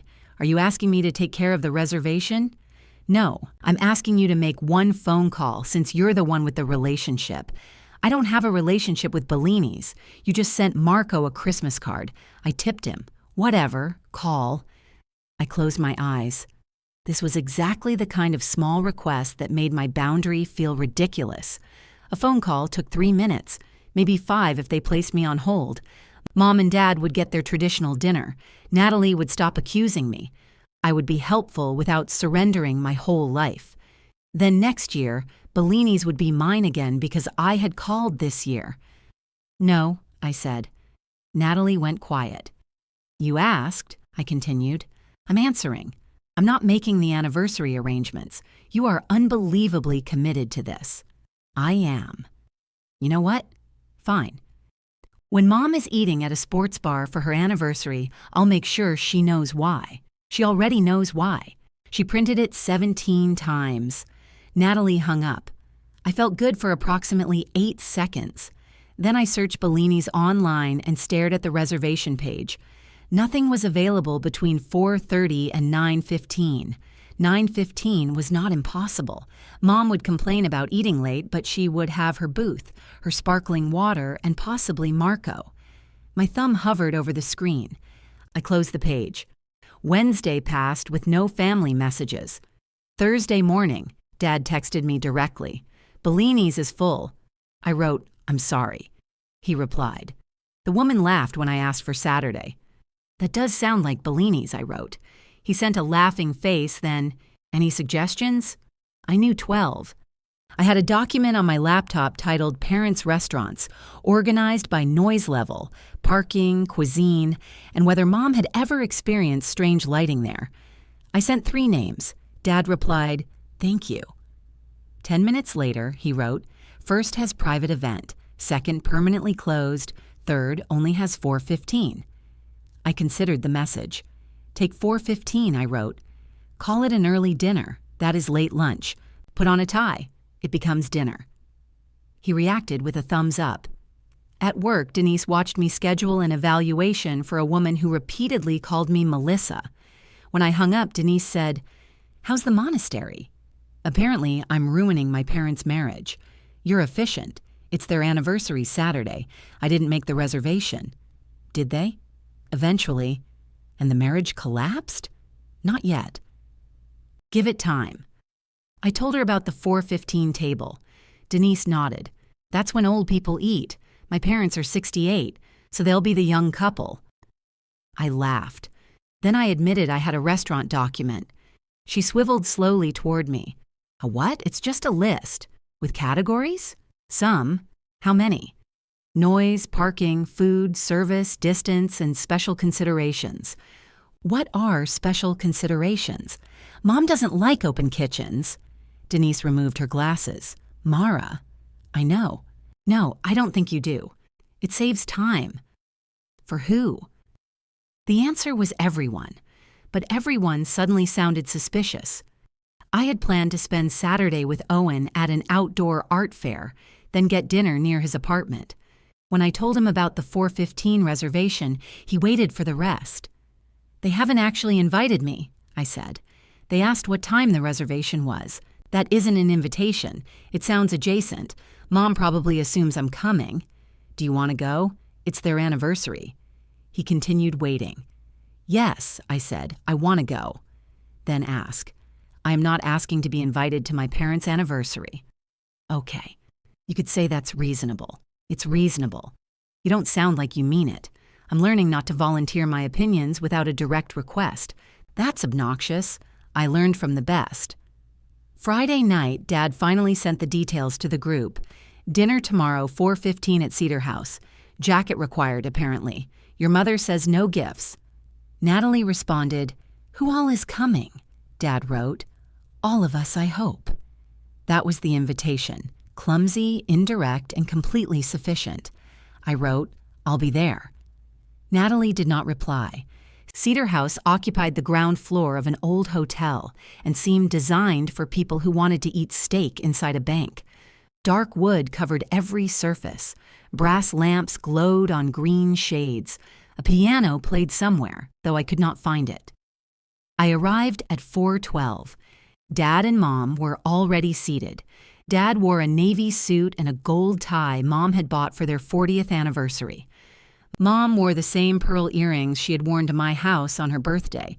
The sight of them made something twist in me. "You look beautiful," I said.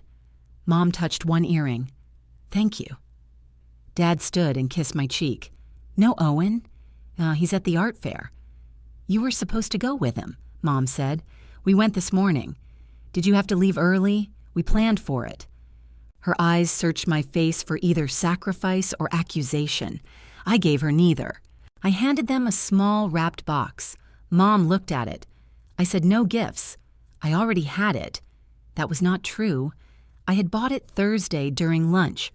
A restored copy of the local newspaper from their wedding date, framed beneath a newer photograph of them standing in the same park where they had married. I had found the photograph in my phone, ordered the print, picked out the frame, and assembled it at my kitchen table. It was not an obligation. I wanted them to have it. Dad unwrapped it before Natalie arrived. He stared at the newspaper, then at the photograph. "Look at your hair," he said to Mom. "I had just taken off my hat. You didn't wear a hat. I absolutely wore a hat. There's no hat in the wedding pictures because I took it off." Dad smiled at me. "Thank you." Mom touched the edge of the frame. "How did you find this?" "I had the picture from your anniversary picnic. The newspaper. Online archive." She looked at me for a long moment. "You didn't have to. I know." The words landed between us. Natalie and Eric arrived at 4:23. Natalie apologized to Mom, blamed downtown parking, and then noticed the frame. "I thought we weren't doing gifts." Mom said, "Mara already had it." Natalie looked at me. I did not correct Mom. The waiter gave us menus. It was not Marco. Mom asked whether they had sparkling water with fresh lemon, and he said they had bottled lemon juice. Her expression suggested a values conflict. Dad ordered a bottle of wine. Eric ordered a whiskey. Natalie changed her drink twice. For the first half hour, we managed normal conversation. Dad told a story about a man at his golf club who had driven away with another person's clubs.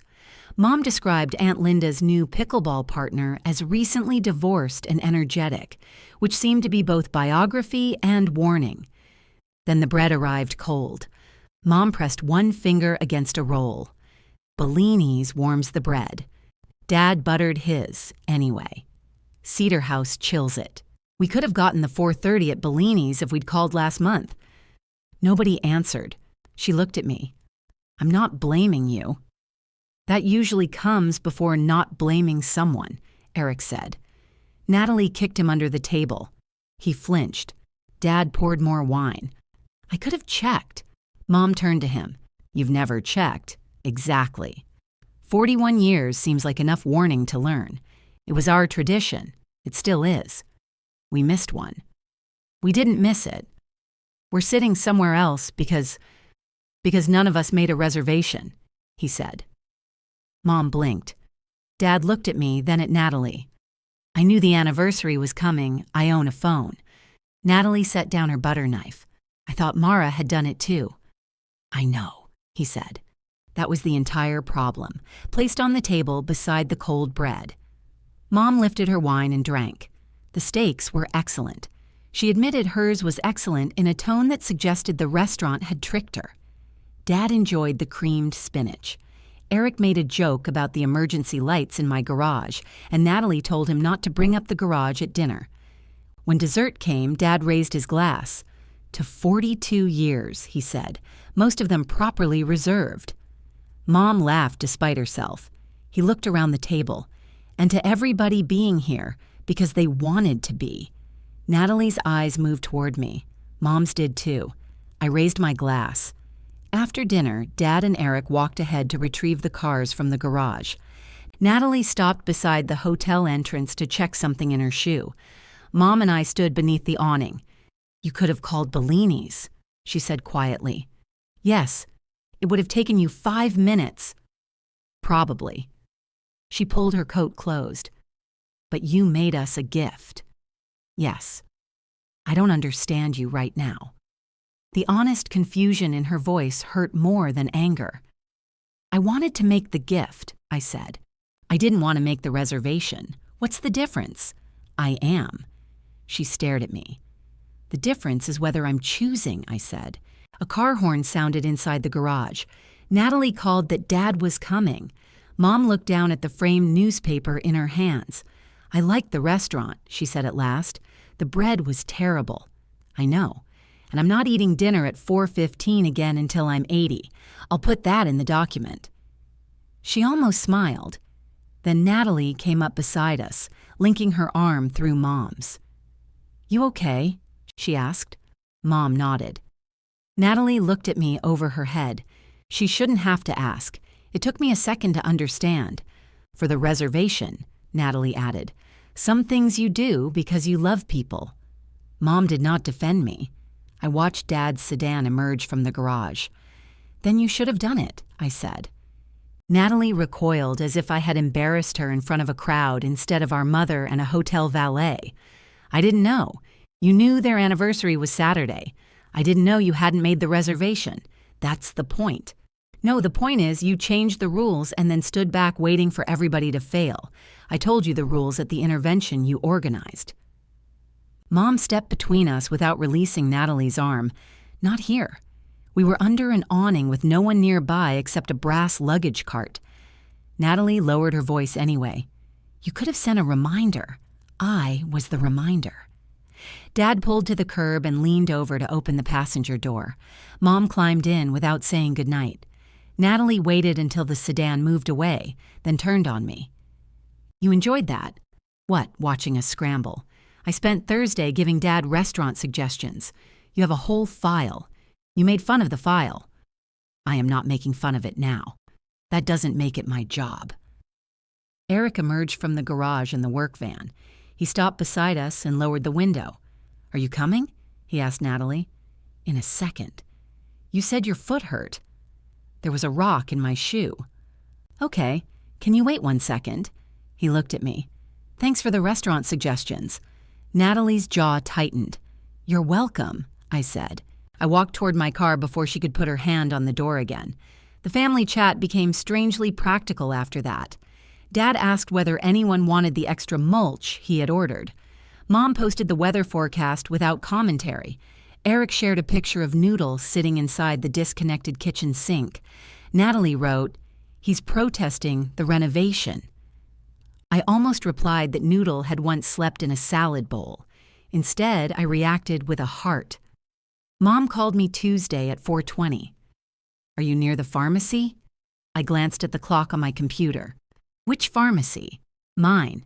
I know which one you use. I mean, am I near it now? You work 7 minutes away, 12 with traffic." "Well, I'm sorry. I'm not saying no. I'm asking what you need." There was a pause. I could picture her trying to translate the sentence into something less hostile. "My blood pressure prescription is ready," she said. "Your father was supposed to pick it up, but he's at golf and the pharmacy closes at 6. Do you want me to get it?" "Yes." "Okay." Another pause. "That's it?" she asked. "That's it. You're not going to make me explain why I can't drive?" "You asked me. I can do it. I don't like having to speak to you this way." "What way?"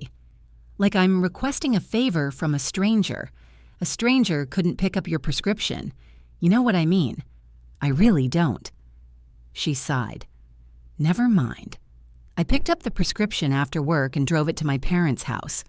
Dad's car was not in the driveway. Mom opened the door before I knocked, as if she had been watching through the curtains. "Come in," she said. "I can't stay long." Of course. The house smelled like lemon cleaner. The intervention chairs had been returned to their proper places, and the folding table was gone. I wondered where she had put the extra packets. Mom took the pharmacy bag but did not open it.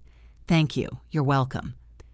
She stayed in the doorway, making it impossible to leave without visibly deciding to. "I made soup," she said. "What kind?" "Chicken and rice." "That sounds good. You can take some." Okay.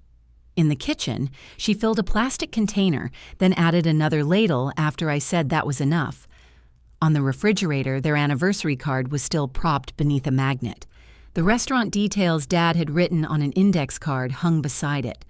"You made him very happy with that newspaper," she said. "I'm glad." He showed it to the man who fixed the garage leak. Did the man care? No, but your father did. She pressed the lid onto the soup. "I don't want you thinking we don't appreciate what you do. Then why did I have to lock you out to hear it?" Her hands stopped. "I didn't mean that the way it sounded," I said. "How did you mean it?" I did not have a better version. Mom placed the soup in a grocery bag. "You're making everything feel conditional. Everything was already conditional. The conditions just benefited everyone else. That sounds like something Owen told you. It isn't. He doesn't know how this family works." Apparently, neither did I.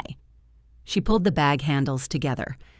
"There was a time when you would have picked up my prescription because you knew I needed it, not because I used the approved wording. I did pick it up. After making me ask, yes. Why does that matter so much? Because then, I get to answer. You were always allowed to answer. No was never an answer you accepted." Her eyes flashed, then lowered. Dad's golf clubs were propped by the back door. Mom straightened the strap even though it was already flat. "What if this changes us?" she asked. "It already has, I mean permanently." There was fear in her voice, small enough that anger could have crushed it. I stepped closer. "I'm not trying to leave," I said. "Your sister thinks you are. My sister thinks any distance is abandonment. You were always close. We still can be." Mom looked at me. "Can we?" "Yes." She handed me the soup. Neither of us hugged. That would have made the conversation feel finished, and it wasn't.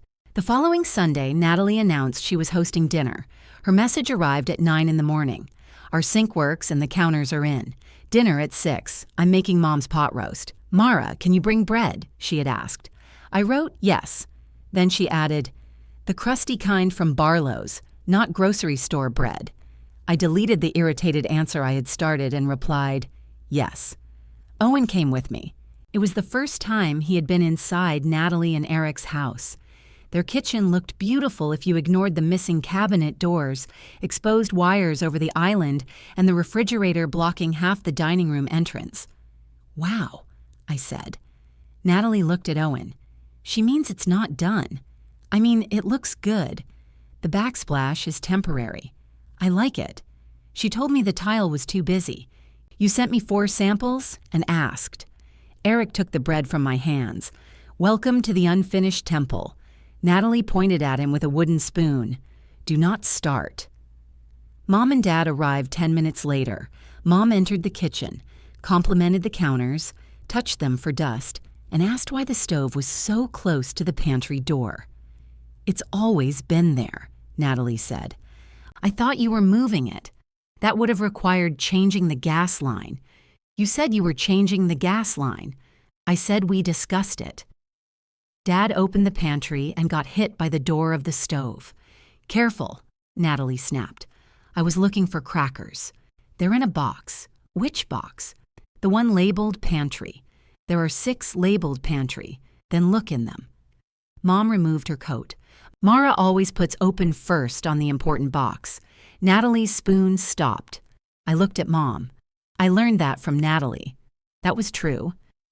When I moved into my house, Natalie had packed my coffee maker, 2 mugs, toilet paper, and clean sheets together, then drawn a crown on the box. She had known exactly what I would need before I did. Mom waved a hand. "Well, one of you." The pot roast was not ready at 6. At 6:30, the carrots were hard enough to require knives. At 6:45, the oven began making a clicking sound that sent Eric to the breaker panel. Mom sat at the table and asked every 7 minutes whether she should have eaten lunch. Dad found the crackers. He brought the box to the table, where Mom said crackers would spoil dinner. "They're 4 inches from my mouth," he said. "They won't make it to dinner." Owen leaned toward me. "Your father is growing on me." At 7:15, Natalie lifted the pot lid, stabbed a carrot, and swore. Mom called from the dining room. "Your grandmother always started hers at noon.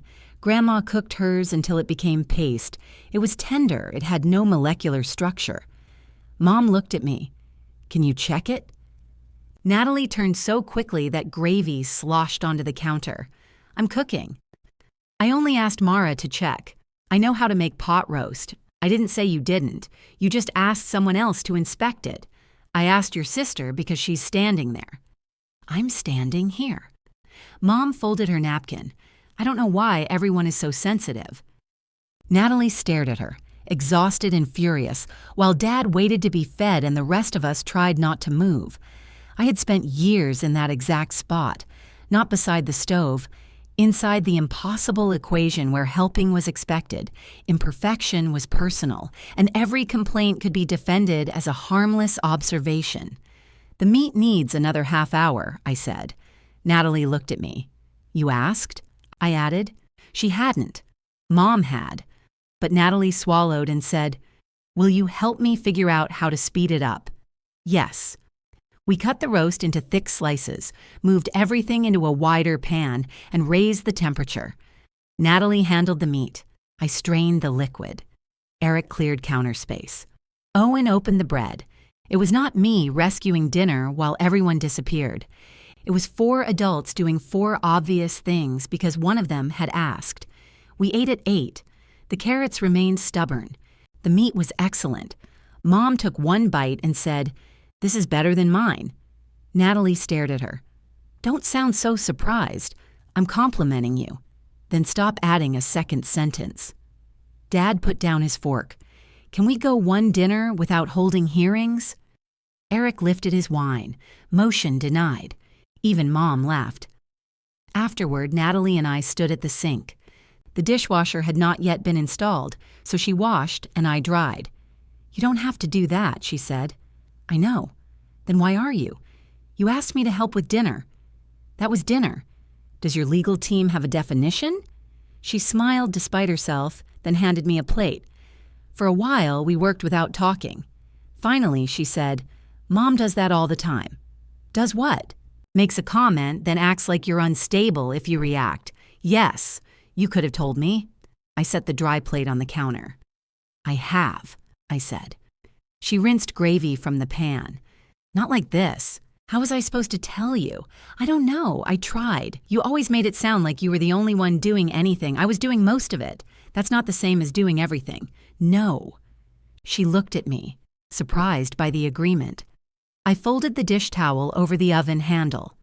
"You were good to me when I moved. You packed the first night box. You helped paint the bedroom. You slept on the floor because my mattress delivery got delayed.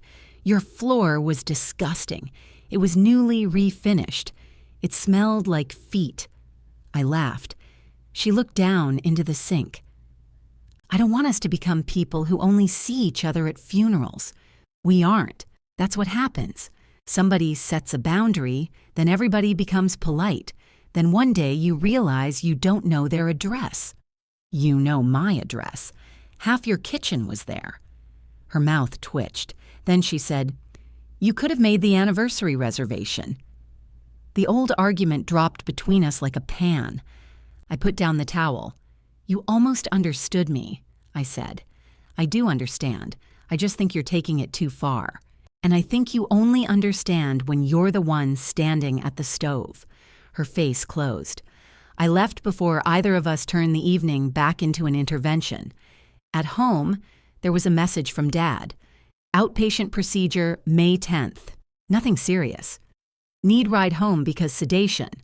I asked Eric and he said yes, putting it here so everyone knows. A minute later, Mom replied, "Mara usually handles medical things. We'll discuss." I read Mom's message 3 times. Then Dad replied, "No need to discuss. Eric already agreed." Mom wrote, "He has a business to run." Eric answered, "Business will survive till noon." Natalie added, "He'll take the van. Dad will have to climb into it after anesthesia."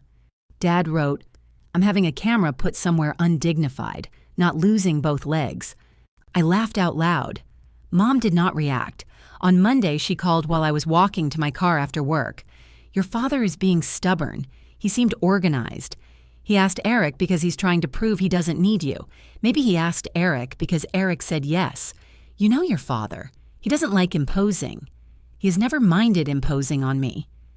The sentence escaped before I could soften it. Mom went silent. I stood beside my car with the key in my hand. The parking lot smelled like wet pavement.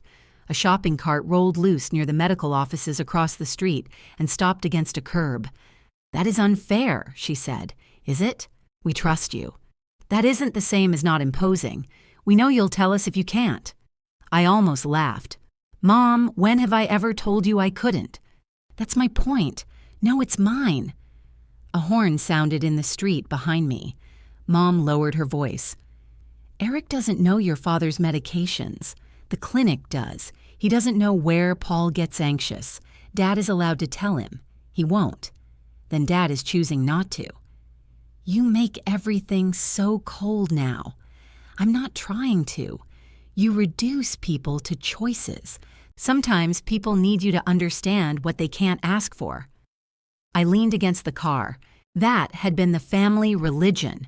Need should be anticipated. Love should be proven through correct guessing. Whoever guessed wrong had failed.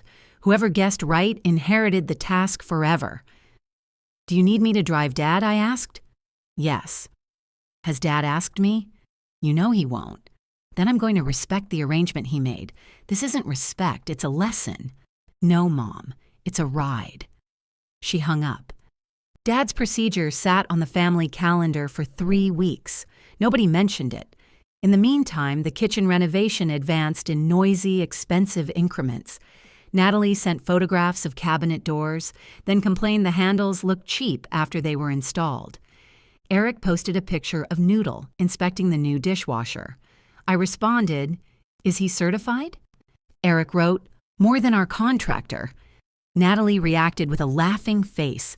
It was the first time since the intervention that she had responded directly to something I said without an edge hidden in it.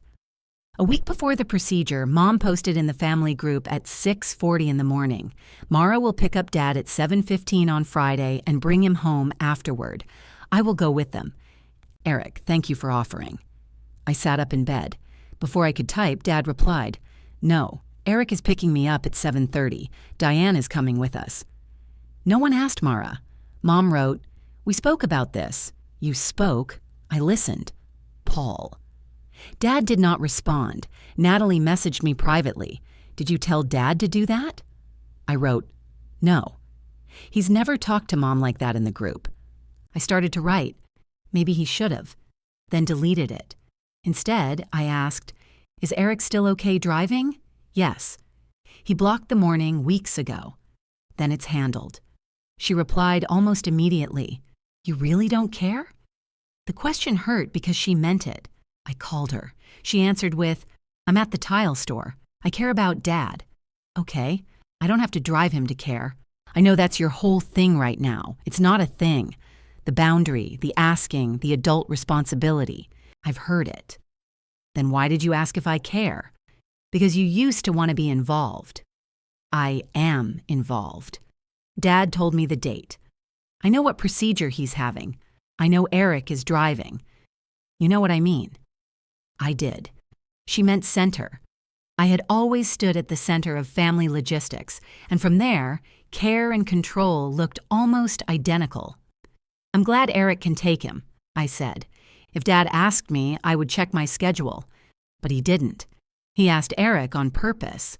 Probably to prove a point. Maybe Dad has a point. She sighed. In the background, someone said grout was non-returnable. "I have to go," she said.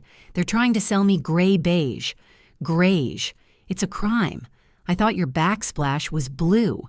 "It is." This is for the laundry room. Of course it is. She laughed, then stopped herself. I'll let you know how Friday goes, she said. Thank you. Friday morning, I woke at 6:30 and checked my phone. Nothing. At 7:28, Eric posted a photograph of Dad standing beside the work van, holding a travel pillow and wearing sunglasses. Dad replied, "Delete that." Mom wrote, "He wouldn't let me take a picture." Eric answered, "I'm faster." At 8:15, I received a private message from Dad. Arrived. Your mother brought a 3-ring binder. I wrote, "Does it have a stock photo of hands?" He reacted with a laughing face. I went to work. That was harder than I expected. Every time the phone rang, my stomach tightened. I checked the family chat between patients and reviewed Dad's last message as though punctuation might reveal a hidden emergency. At 10:40, I finally texted Eric directly. "Everything okay?" He replied. "All good. They're running behind. Your mom has corrected 3 nurses." I wrote, "Only 3?" He sent a photograph of Mom sitting in the waiting room with her binder open and an expression of deep institutional disappointment. At noon, Eric wrote in the group, "Done. All good. Doctor says Dad can eat." Dad responded, "Doctor said light meal." Mom wrote, "Soup." Mom. Dad wrote, "Cheeseburger soup." No. That afternoon, Denise caught me looking at my phone. "Your father okay?" "Yes." "Who drove?"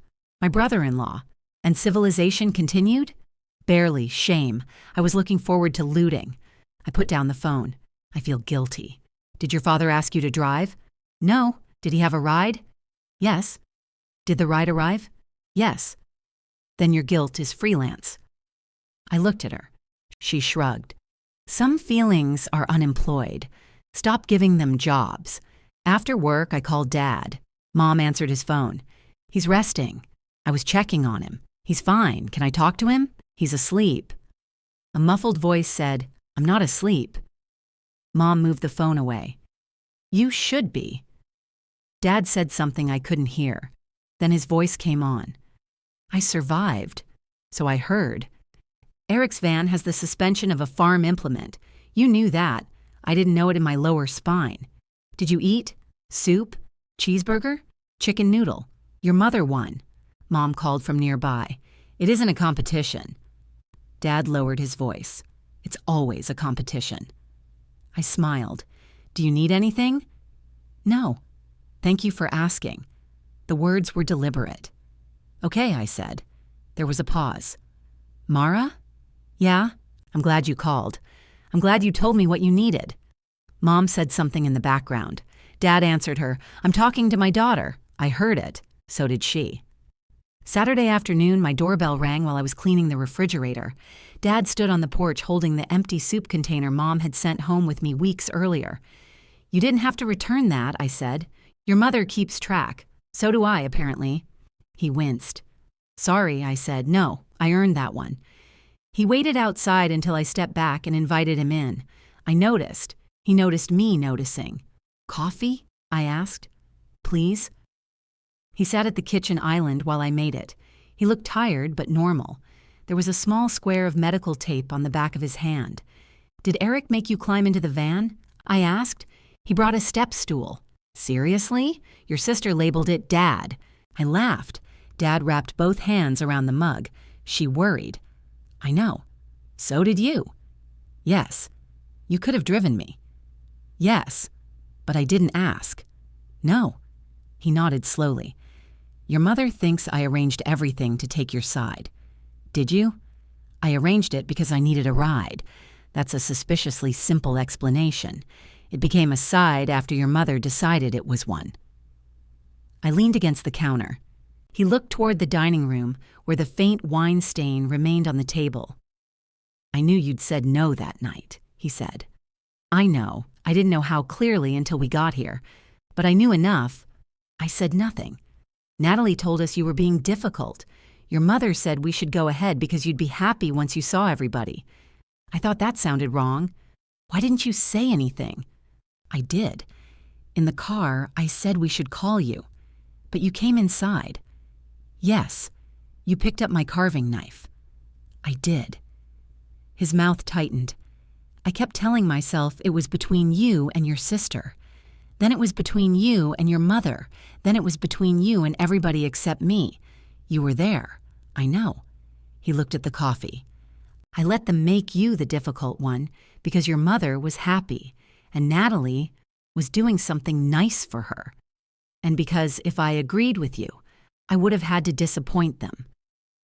The refrigerator hummed behind me. Dad continued, "You being capable has made my life very comfortable. That's honest. It isn't flattering. No. I liked saying you were the organizer.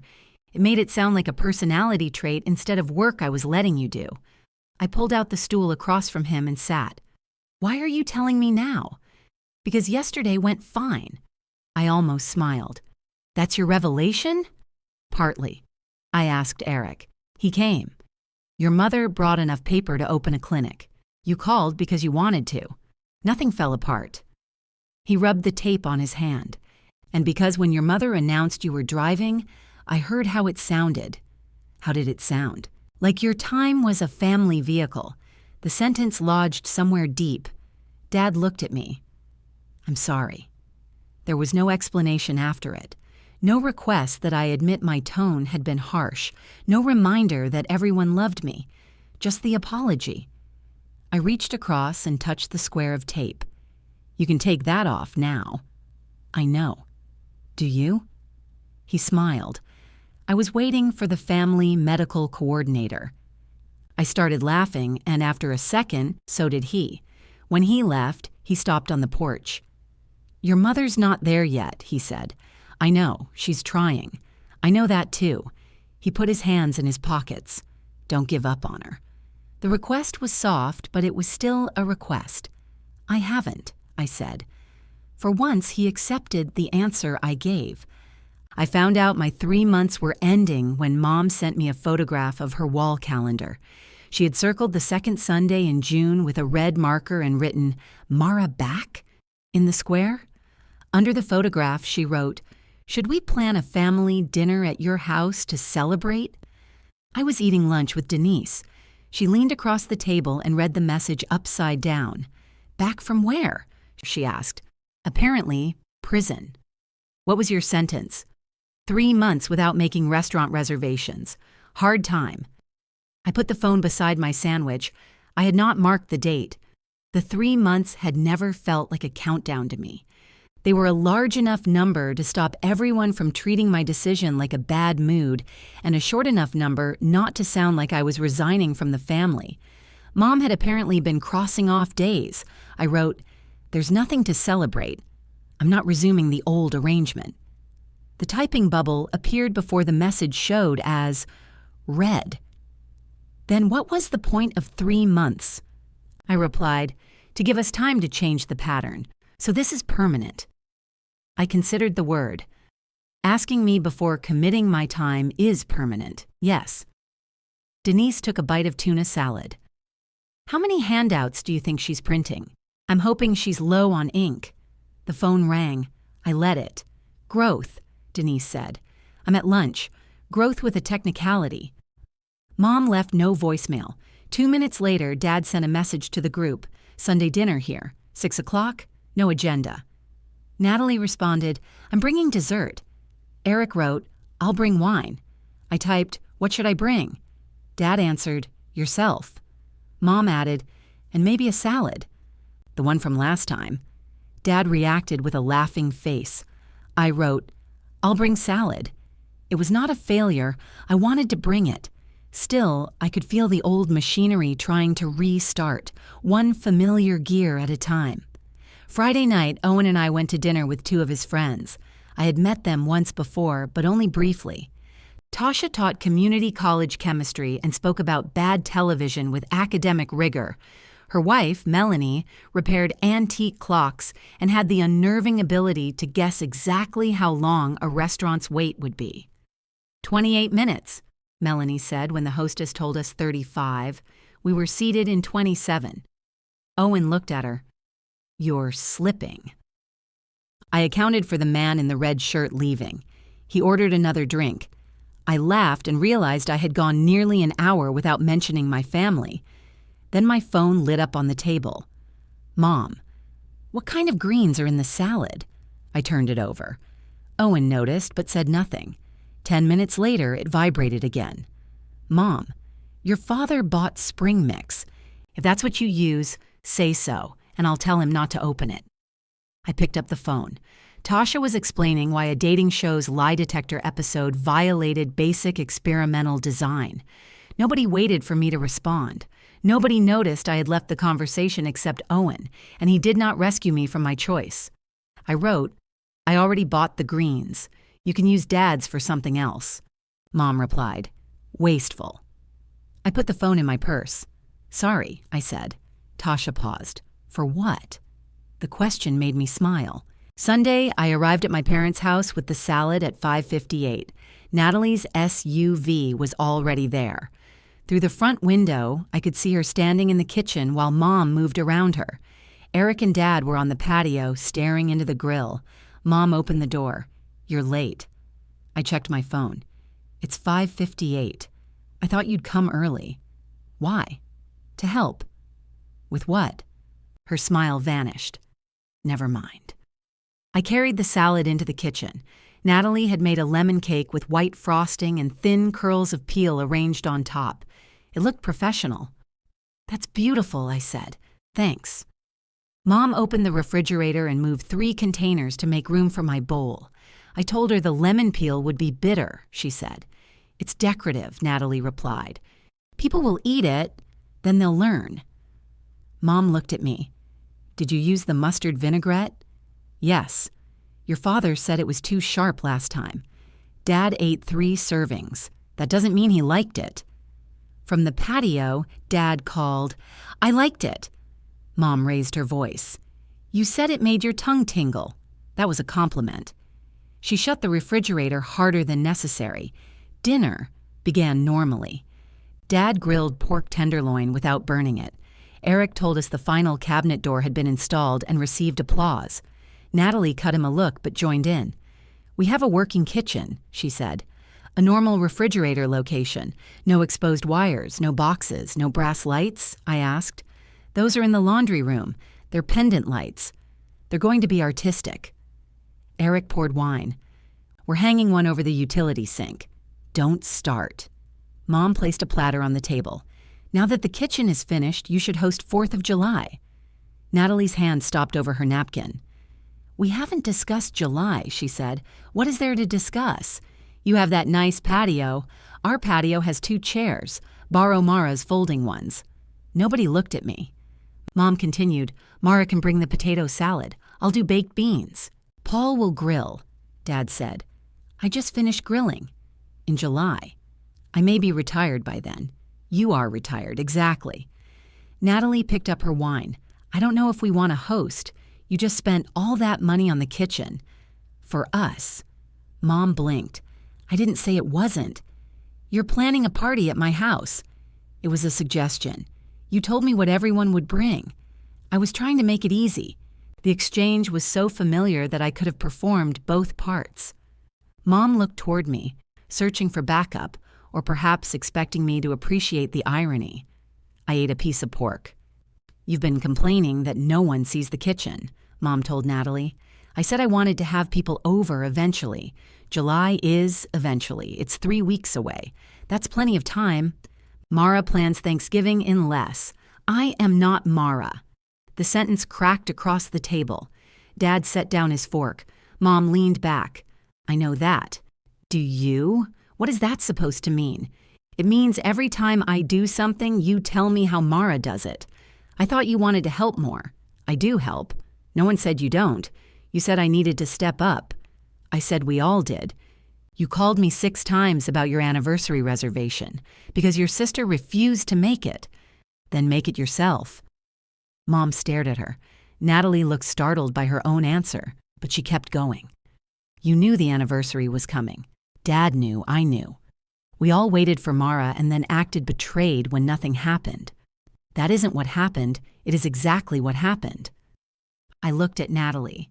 She did not look back. Mom folded her hands on the table. So now the two of you have decided I'm the problem. I didn't say that, I said. You didn't have to. Dad rubbed his temple. Here we go. No, Paul, I would actually like to understand. For 3 months, I have bent over backward to respect Mara's rules. I returned the keys. I asked for favors in complete sentences. I have tried not to assume anything. You counted the days until it ended, I said. Because you said 3 months. I said I wouldn't do assigned favors for 3 months. I didn't say everyone could go back to assigning them afterward. So you chose an arbitrary punishment, and now you're changing the terms. It wasn't a punishment. Then what happens now? We keep asking. For everything? For things you need me to do. What about family traditions? We ask. Emergencies. We ask if we can. If we can't, we deal with the emergency.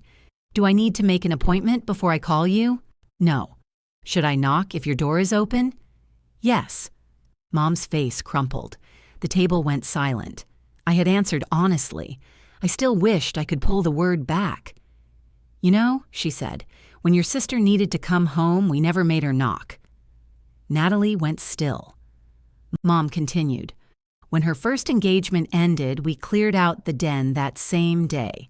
When she left her job, we supported her for months. We didn't ask whether helping was convenient. I paid you back, Natalie said. This isn't about money. Then why are you bringing it up? I'm saying family should be the one place you don't have to beg for access. I did not beg. I asked if I could come home. And we said yes because we love you. You also read my mail, questioned every time I left the house, and told Aunt Linda I was unstable. Mom's mouth opened. Natalie's voice shook. You didn't protect me for free. That is a horrible thing to say. It's true. We gave you everything. And you remind me whenever I disagree with you. Eric rested one hand against Natalie's back. She did not shrug him away. Mom turned to me. Did you put this in her head? No, of course not. Nobody influences anyone except me. Dad said, Diane, stop. She looked at him. Excuse me? You're making them answer for every kind thing you've ever done. I am trying to explain what family means. You're explaining what debt means. The words seemed to empty the room. Mom stood. Her chair scraped backward. I will not sit here while all of you rewrite my life. She walked into the kitchen. A cabinet slammed, then another. Dad stared at his plate. Eric's hand remained on Natalie's back. I wanted to follow Mom. Every nerve in me recognized the sound of her putting dishes away too forcefully. A glass would break. She would cut herself. Dinner would become evidence of what we had done to her. I stayed seated. Dad did too. After a minute, Natalie stood. Don't, I said. She looked at me. She's my mother. I know. I'm not apologizing. I didn't ask you to. Natalie went into the kitchen. We heard Mom say, I don't want to talk. Natalie answered, Then stop slamming my cake plate. The plate was placed on the counter with a careful click. Dad began eating again. What? He said when he caught me looking. The pork is getting cold. Eric laughed under his breath. The evening ended without resolution. Mom returned to the table for dessert but did not eat any. Natalie cut the cake. Dad complimented the lemon peel.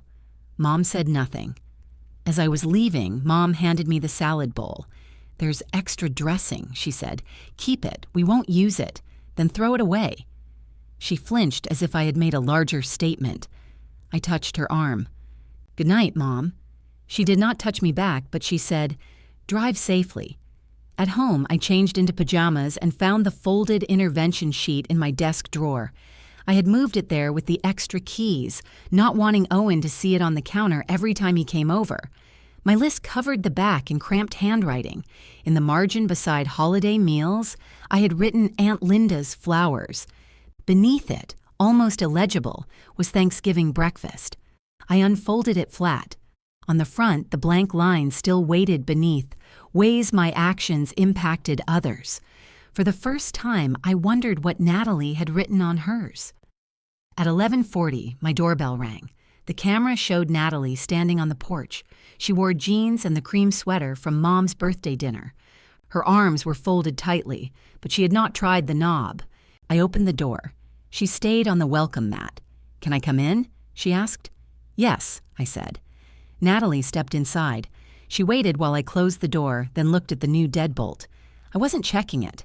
"I know, I just noticed. It's a lock." People notice locks. She nodded. For several seconds, neither of us moved beyond the entryway. The last time she had stood there, she was carrying out Mom's birthday dinner and telling Owen she was sorry he had to see me. "Do you want something to drink?" I asked. "No." "Okay, maybe water." I went to the kitchen. She followed, still hugging herself. I filled 2 glasses and set one in front of her. She sat at the island where Dad had apologized. "I told Eric I was coming here," she said. "Was he worried?" "He asked if I wanted him to come." "What did you say?" "That would make it weird." I sat across from her. "He was at the intervention." That was also weird. Despite everything, I smiled. Natalie picked up the glass but did not drink. "Mom called me after you left." "Tonight?" "The intervention."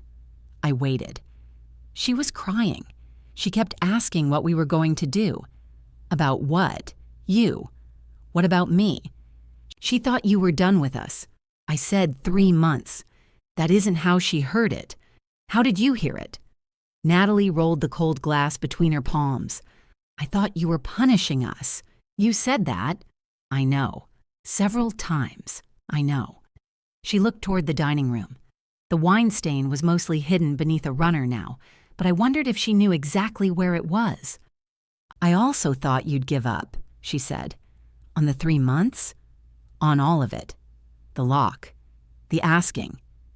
I thought if Mom cried long enough and Dad got uncomfortable enough, you would decide it wasn't worth it." "That's usually what happens." "I know." There was no defensiveness in her voice. That made me nervous. She reached into her purse and removed a folded packet. Restoring trust in the Ellis family was visible through the crease. "You kept yours?" I asked. "I printed the first one. Mom printed 17. She printed 16. I already had one. Of course, that was the answer." Natalie flattened the packet on the island. Her pages were filled with notes. Yellow highlights marked phrases like, "active listening and assume positive intent." In the margin beside my allotted 10-minute response, she had written, "redirect if she lists old grievances." I read it twice. "You planned for me to list things." "I knew you would." "And you planned to stop me." "Yes." The word was barely audible. I turned another page. Next to "avoid weaponizing access," she had written key/holidays/emergency help. Beneath it, in smaller letters, "get agreement before she leaves." My stomach tightened. What agreement? That things would go back to normal? You wrote an intervention to force me to give you access to my house. When you say it that way, how should I say it? She closed her eyes. "No." "Don't do that," she said. "I'm not going to argue with your wording. Why are you here?" "To tell you you were right. I don't want to be right." "Well, you are." She slid the packet toward me. "I knew you said no about the dinner," she said. "I knew before I left my house. I told Dad you were being weird because if I said you had clearly refused, he might not come. I told Mom you were running late because if she knew you didn't want us there, she would feel embarrassed. She was embarrassed, yes, because of me. You let her blame me. I helped her blame you. The correction hurt in a cleaner way." Natalie stared at her untouched water. "I thought once you walked in and saw everyone, you'd let it happen. Not because you secretly wanted it, because making us leave would be harder for you than giving in." I folded my arms on the counter. "That was the calculation," she continued. "I knew you had plans. I knew Owen was coming. I decided Mom's birthday mattered more, and I assumed you'd be too afraid of looking selfish to say so.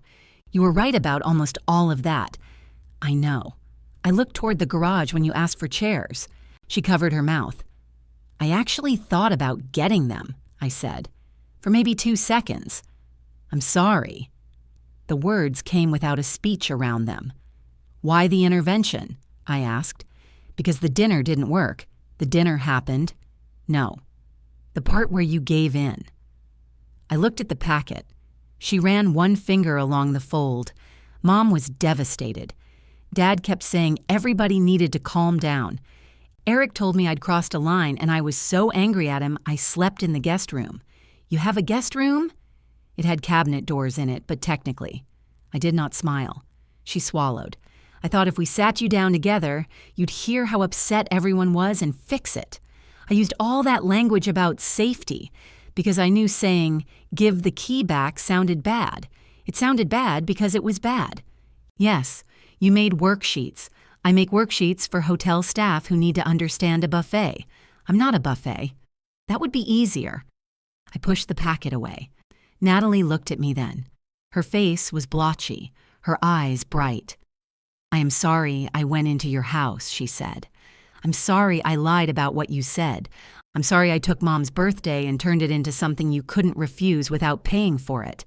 And I am especially sorry I planned that stupid intervention because I thought 5 people telling you you were wrong would be more powerful than you knowing you were right. I breathed in slowly. I don't know what to do with that yet, I said. You don't have to do anything. You're going to want me to say it's okay. It isn't. You'll want me to hug you. I want that now. I almost laughed. But you don't have to, she added. We sat with that. Finally, I asked, did you mean what you said to Mom tonight? About coming home? Yes. She looked down at her hands. When Brian and I broke off the engagement, I couldn't get out of bed. Brian belonged to a time before Eric, when Natalie had been 26 and convinced she would become a different person through marriage. He had not been cruel. They had simply planned a wedding more successfully than a life. Mom helped, Natalie said. She made food. Dad covered my car payment. You came over every night after work. You were a mess. I was. You watched the same home renovation show for 9 hours. That woman was deciding between 2 islands. She picked the wrong one. She did. Natalie smiled briefly. Mom loved taking care of me, she said, and I loved being taken care of. Then I got better, but every time I made a decision she didn't like, she reminded me how bad I'd been. Not directly, just little things. Are you sure you can handle that? You know how overwhelmed you get. She still calls Eric if I don't answer. I didn't know. Because I didn't tell you. Why not? You were the capable one. The phrase sounded different in her mouth. I hated you for it sometimes, she said. Mom trusted you with appointments and plans and money. She trusted me to choose throw pillows. I hated you too. I know. No, you don't. Mom worried about you. Dad made excuses for you. If you forgot something, you were overwhelmed. If I forgot, everybody was shocked. Natalie nodded. I know now. Do you? 3 months of Mom asking me where the anniversary reservation was helped. I laughed before I could stop myself. She called me 4 times that week, Natalie said. Then she called Eric because she thought I wasn't taking it seriously. When I did host dinner, she compared everything to you. She compares me to herself. She compares everybody to the person who would make the current moment easiest for her. That was so precise, I felt it in my chest. Natalie finally drank the water. I don't want to take your job, she said. I don't want you to. I thought that's what you wanted. For me to do everything so I'd see how hard it was. I wanted everyone to do their own part. What's mine? I don't know. You have a list. It isn't a job chart. That would have been helpful? Do you want another handout? She groaned and covered her face. I laughed. This time, she did too. It did not fix everything. The hurt remained on the island between us beside her annotated packet. But it no longer felt like she was trying to push it back into my hands. When she stood to leave, it was after 1 in the morning. Do you want the packet? She asked. No, can I burn it? That seems dramatic. I could recycle it, more on theme. She put it back in her purse. At the door, she hesitated. Would you get coffee with me Saturday? Here? No. Somewhere neither of us can claim the other one trespassed. I smiled. Yes. She stepped onto the porch. Natalie. She turned. I hugged her. She held on hard, but not long enough to make it a contract. Saturday coffee became 2 hours. We talked about work, Owen, Eric, and the laundry room pendant light that looked terrible but had become too expensive to remove on principle. We did not discuss Mom until the end. "She hasn't called me," Natalie said. "She hasn't called me either. Dad says she's humiliated." "About what?" "Everything. The intervention, dinner, what she said about me coming home." "Did Dad use the word humiliated?" He said, embarrassed. Eric translated. I stirred the ice in my coffee. "Are you going to call her?" Natalie asked. "Are you?" I asked first. I looked at her. She lifted both hands. "Sorry. Occupational reflex. I don't know. She thinks we've formed an alliance against her. We haven't. I know, but we did both disagree with her at the same table. That's basically a coup." I smiled, then looked out the window. Mom's silence felt different from the family chat going quiet after the intervention. That silence had been designed to pull me back. This one felt like she had stepped into a room and could not find the light switch. "I'll call her," I said. Natalie nodded. "Okay, you don't have to." "I know." I called Mom from the parking lot. She answered on the second ring. "Hello? Hi, Mara." The way she said my name made me picture her sitting beside the cordless phone, waiting while insisting she was not.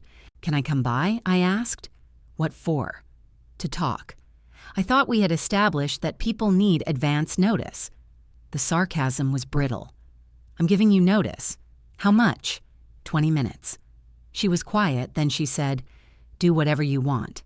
That isn't an answer. Another silence. "Yes," she said at last. "You can come." Dad's car was gone when I arrived. Mom opened the door and stepped aside. In the living room, a single copy of the intervention packet sat on the coffee table. "I found the extras," she said. "Where were they?" "In the sewing room." "Why is this one out?" I was trying to understand when everything became so ugly. I sat on the couch. She remained standing. "Was it when I printed these?" she asked. "Or when you changed the lock?" "It started before both." "Of course it did. Apparently your entire childhood is evidence now. I didn't say anything about my childhood. Natalie did. I'm not here to speak for Natalie. No, you don't have to. She came home and informed me that she needs boundaries too." Mom said the word as if Natalie had announced an allergy to oxygen. "What did she ask for?" "That I stop calling Eric when she doesn't answer." "That seems reasonable. She has migraines. She is 35. Exactly, she has responsibilities. So why call her husband?" Mom folded her arms. I picked up the packet. Her impact statement was still inside, the corners softened from handling. "You wrote that boundaries are what people use when love has failed," I said. "I didn't write that." "You said it." "I said they make love conditional." "No, they make access conditional." There's that word again. "Yes." She sat in Dad's recliner, smaller than she had looked during the intervention. "I don't want a relationship where I have to knock on my daughter's door like a stranger," she said. "I don't want one where I hate hearing your key in the lock." Her face changed. I had never said it that plainly. "That's where we were going," I continued. "I was going to keep doing everything. You were going to keep calling it love. And one day I was going to look at all of you and feel nothing but resentment." Mom's eyes filled. "The boundary isn't proof that love failed," I said. "It's the only reason mine didn't." Mom stared at me as if I had described a death. "You hated us?" I was starting to. She looked down. The packet trembled slightly in my hand. I put it back on the coffee table. "I don't hate you now," I said. "That's supposed to comfort me? It's the truth. You keep using truth like it excuses cruelty, and you keep calling anything cruel if it hurts to hear." She flinched. I leaned back and pressed my palms against my knees. "This is why I used to say nothing.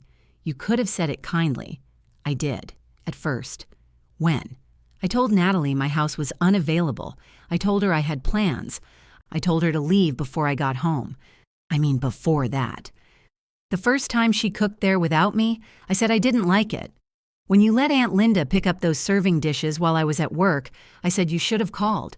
When Dad sent the cable installer to my house because his appointment window conflicted with golf, I said I couldn't keep rearranging my schedule. You handled the cable installer. That doesn't mean I agreed." Mom rubbed one thumb across the other. I thought those were complaints, she said. They were. Everyone complains. Yes. So how was I supposed to know this was serious?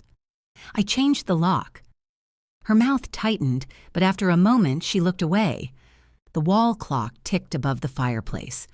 Dad had bought it at an estate sale and spent 2 weeks getting the chime to stop running 7 minutes late. It still gained a minute every month. Mom said, "My mother never knocked." At your house? Not anywhere. She came through the back door and yelled, "Hello. Did you like that?" That wasn't the point. Did you? She folded and unfolded the edge of her cardigan. Sometimes, she said, sometimes she came when I needed her, and when you didn't, she was still my mother. That isn't an answer. I know. The admission was quiet. She picked up her impact statement. I could see the places where the ink had bled slightly from tears. When Natalie gave me this, she said, "I thought it would keep everyone calm. You printed 17 copies. The printer was set to 16. Why? I had printed recipes for the garden club. So you had one, then printed 16 more?" I didn't check the settings. A laugh escaped me. Mom looked offended for half a second, then covered her eyes. "It wasn't funny at the time," she said. "It was a little funny. It cost a fortune in toner."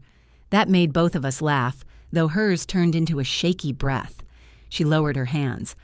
"I shouldn't have given her your key," she said. "No, I thought because you'd given me one, I could decide when it was needed." "You couldn't. I understand that now." "Do you?" "Yes, Mara." The defensiveness returned, but it did not erase the words. Mom picked at the corner of the packet. "I was angry when you took it back." "I know. It felt like being demoted." "From what?" "Your mother." "You're still my mother. A mother should be trusted. With some things." "That sounds terrible. It's normal. Dad is trusted to grill pork. He is not trusted to buy anniversary cards without supervision." From the kitchen, Dad's voice said, "I can hear you." Both of us turned. He stood in the doorway holding a grocery bag. "I thought you were gone," Mom said. "I went for milk. You took 40 minutes. I bought gas. You said you filled the car yesterday." Dad looked at me. "See what I live with?" Mom almost smiled, then remembered she was upset. He set the bag on the kitchen counter. "Do you want me in there?" Mom looked at me. "No," I said. "Not yet." "All right." He walked down the hall. A door closed. Mom watched him go. "He thinks this is all my fault. I don't. You and he have become very close." He apologized. I apologized too. "You said you shouldn't have given Natalie the key. That is an apology. It's close." She took a slow breath through her nose. "I'm sorry I gave Natalie the key," she said. "I'm sorry I let myself into your house when it wasn't an emergency. And I'm sorry I treated your asking for it back as though you had taken something from me." The sentences sounded formal, but she finished them. "Thank you," I said. "And I'm sorry about the intervention." "Which part?" Her eyes narrowed. "Don't push." There were several parts. All of it. The chairs, the papers, letting your sister give you 10 minutes. "Thank you." "I still think making everyone leave on my birthday was harsh." "I know. You could acknowledge that." It was harsh. Her face softened with relief. "It was also the only answer Natalie left me," I added. The relief vanished, but she nodded. "I don't know how to do this," she said. "Do what?" "Ask every time. You already ask people things all day, not my daughters. Practice on us. What if you say no? Then I say no, and I'm not allowed to be hurt? You can be hurt. You can't make the hurt proof that I was wrong to answer." She absorbed that with visible dislike. "This sounds exhausting," she said. "It's less work than printing handouts." A smile pulled at her mouth. She gathered the packet and stood. "What are you doing with those?" I asked. "Recycling them, even the extras." "All 16, 17. She looked at me. "I'm keeping one." "For what?" A reminder. The answer surprised me enough that I did not argue. Mom did not transform after that conversation. The next week, she told me Dad needed help choosing a new phone, then caught herself and asked whether I had time. When I said not until Saturday, she sighed loudly enough to register on weather equipment. She waited until Saturday. She also knocked when she came to my house, even if I had invited her. The first few times, she knocked like a police officer. I told her the neighbors were going to think I had a meth lab. You wanted knocking, she said. I didn't request property damage. Natalie became more careful too, though her version of asking often included the preferred answer. Could I stop by around 5? And yes is the reasonable response because I have your casserole dish? Sometimes I said yes. Once I said no because Owen and I had plans, and she replied, "Fine, enjoy your secret life." 10 minutes later, she sent, "That was passive-aggressive. Sorry." Tomorrow? Tomorrow worked. The 3 months ended without a ceremony. Sunday dinners moved between houses. Dad grilled when he volunteered. Eric washed dishes without waiting to be praised. Mom still corrected whoever hosted, but Natalie and I got better at refusing to translate criticism into labor. Owen came more often.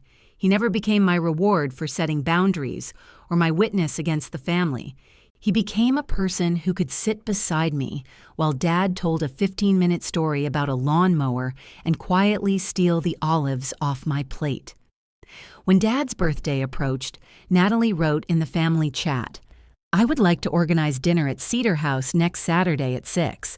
This is a request, not an intervention. Who can come?" Dad answered, "Depends." "Will there be cold bread?" Mom wrote, "Paul." Eric replied, "We're in." I checked with Owen before answering. We were free. 2 days later, Mom texted me privately. "Has Natalie ordered the cake?" I wrote, "Ask Natalie." She replied, "I don't want her to think I'm checking up on her. Are you checking up on her?" A long pause followed, a little. Then let her handle it. What if she forgets? Dad has had 43 birthdays. He'll survive one without frosting. Mom sent a disapproving face. At Cedar House, Natalie arrived before everyone else. The table was ready, the wine ordered, and Dad's cake waited in the kitchen. She had even requested warm bread. "I called twice," she whispered to me. "I'm proud of you. Don't patronize me. I'm genuinely proud. That's worse." The dinner was not flawless. Mom disliked the table because air from a vent moved across her shoulders. Dad ordered the largest steak on the menu and then complained that it was too much food. Eric spilled wine on the tablecloth. Owen tried to help and knocked over a water glass. Nobody looked at me to fix any of it. The waiter brought towels. Eric apologized. Owen moved his chair. Mom put on her wrap. When the cake appeared, everyone sang. Dad pretended to conduct us with a butter knife. "I'm 70, he announced when we finished. "I can finally stop caring whether people sing in tune." "You stopped caring years ago," Mom said. The waiter set a knife and a stack of plates beside the cake. Mom picked them up, turned toward me, and held them out. The movement was so automatic that her hand reached me before her expression did. She stopped. Natalie reached across. "I've got it." Mom handed her the knife. No one commented. Natalie cut the cake she had ordered and passed the first slice to Dad. Eric took the plates. Owen handed out forks. Mom gathered the candles so they would not be thrown away, though they had burned down to pink stubs. I sat with my hands in my lap. It should have felt satisfying to watch everyone do what I used to do. Instead, it felt ordinary. That was better. When the check arrived, Dad picked it up. "It's my birthday," he said when Mom objected. "That's why you shouldn't pay." "I'm 70. I don't have time for this argument." Natalie leaned toward me. "Do we let him?" He volunteered. Dad pointed at me. "Exactly." Outside the restaurant, we gathered beneath the same awning where Natalie and I had fought after the anniversary dinner. Mom adjusted Dad's scarf. Eric went to get the van. Owen stood close enough that his shoulder touched mine. Natalie asked, "Are you going straight home?" "Yes." "Can I come by for coffee?" "You're asking me after 9 at night?" "I am demonstrating growth. I have decaf." "That isn't coffee." Mom looked between us. "I'd like to see the new lamp you were talking about." I had bought it a month earlier. She had already seen a photograph and disliked the shade. "Are you asking to come too?" I said. Her lips pressed together. "Yes." Dad raised one hand. I'm going home. I know what lamps look like. Mom ignored him, only for a few minutes. I looked at Owen. He smiled. I've been promised opinions about a lamp. All right, I said. Come over. Natalie arrived first and parked on the street. Mom pulled in behind her with Dad, who had apparently reconsidered the lamp. They walked up the path together. I heard their voices outside, Natalie telling Mom not to knock too hard. Then came 3 ordinary taps. I opened the door. Mom stood on the porch holding the leftover cake. Natalie carried the candles. Dad had the gift bag. No one had a key. Come in, I said, and they did.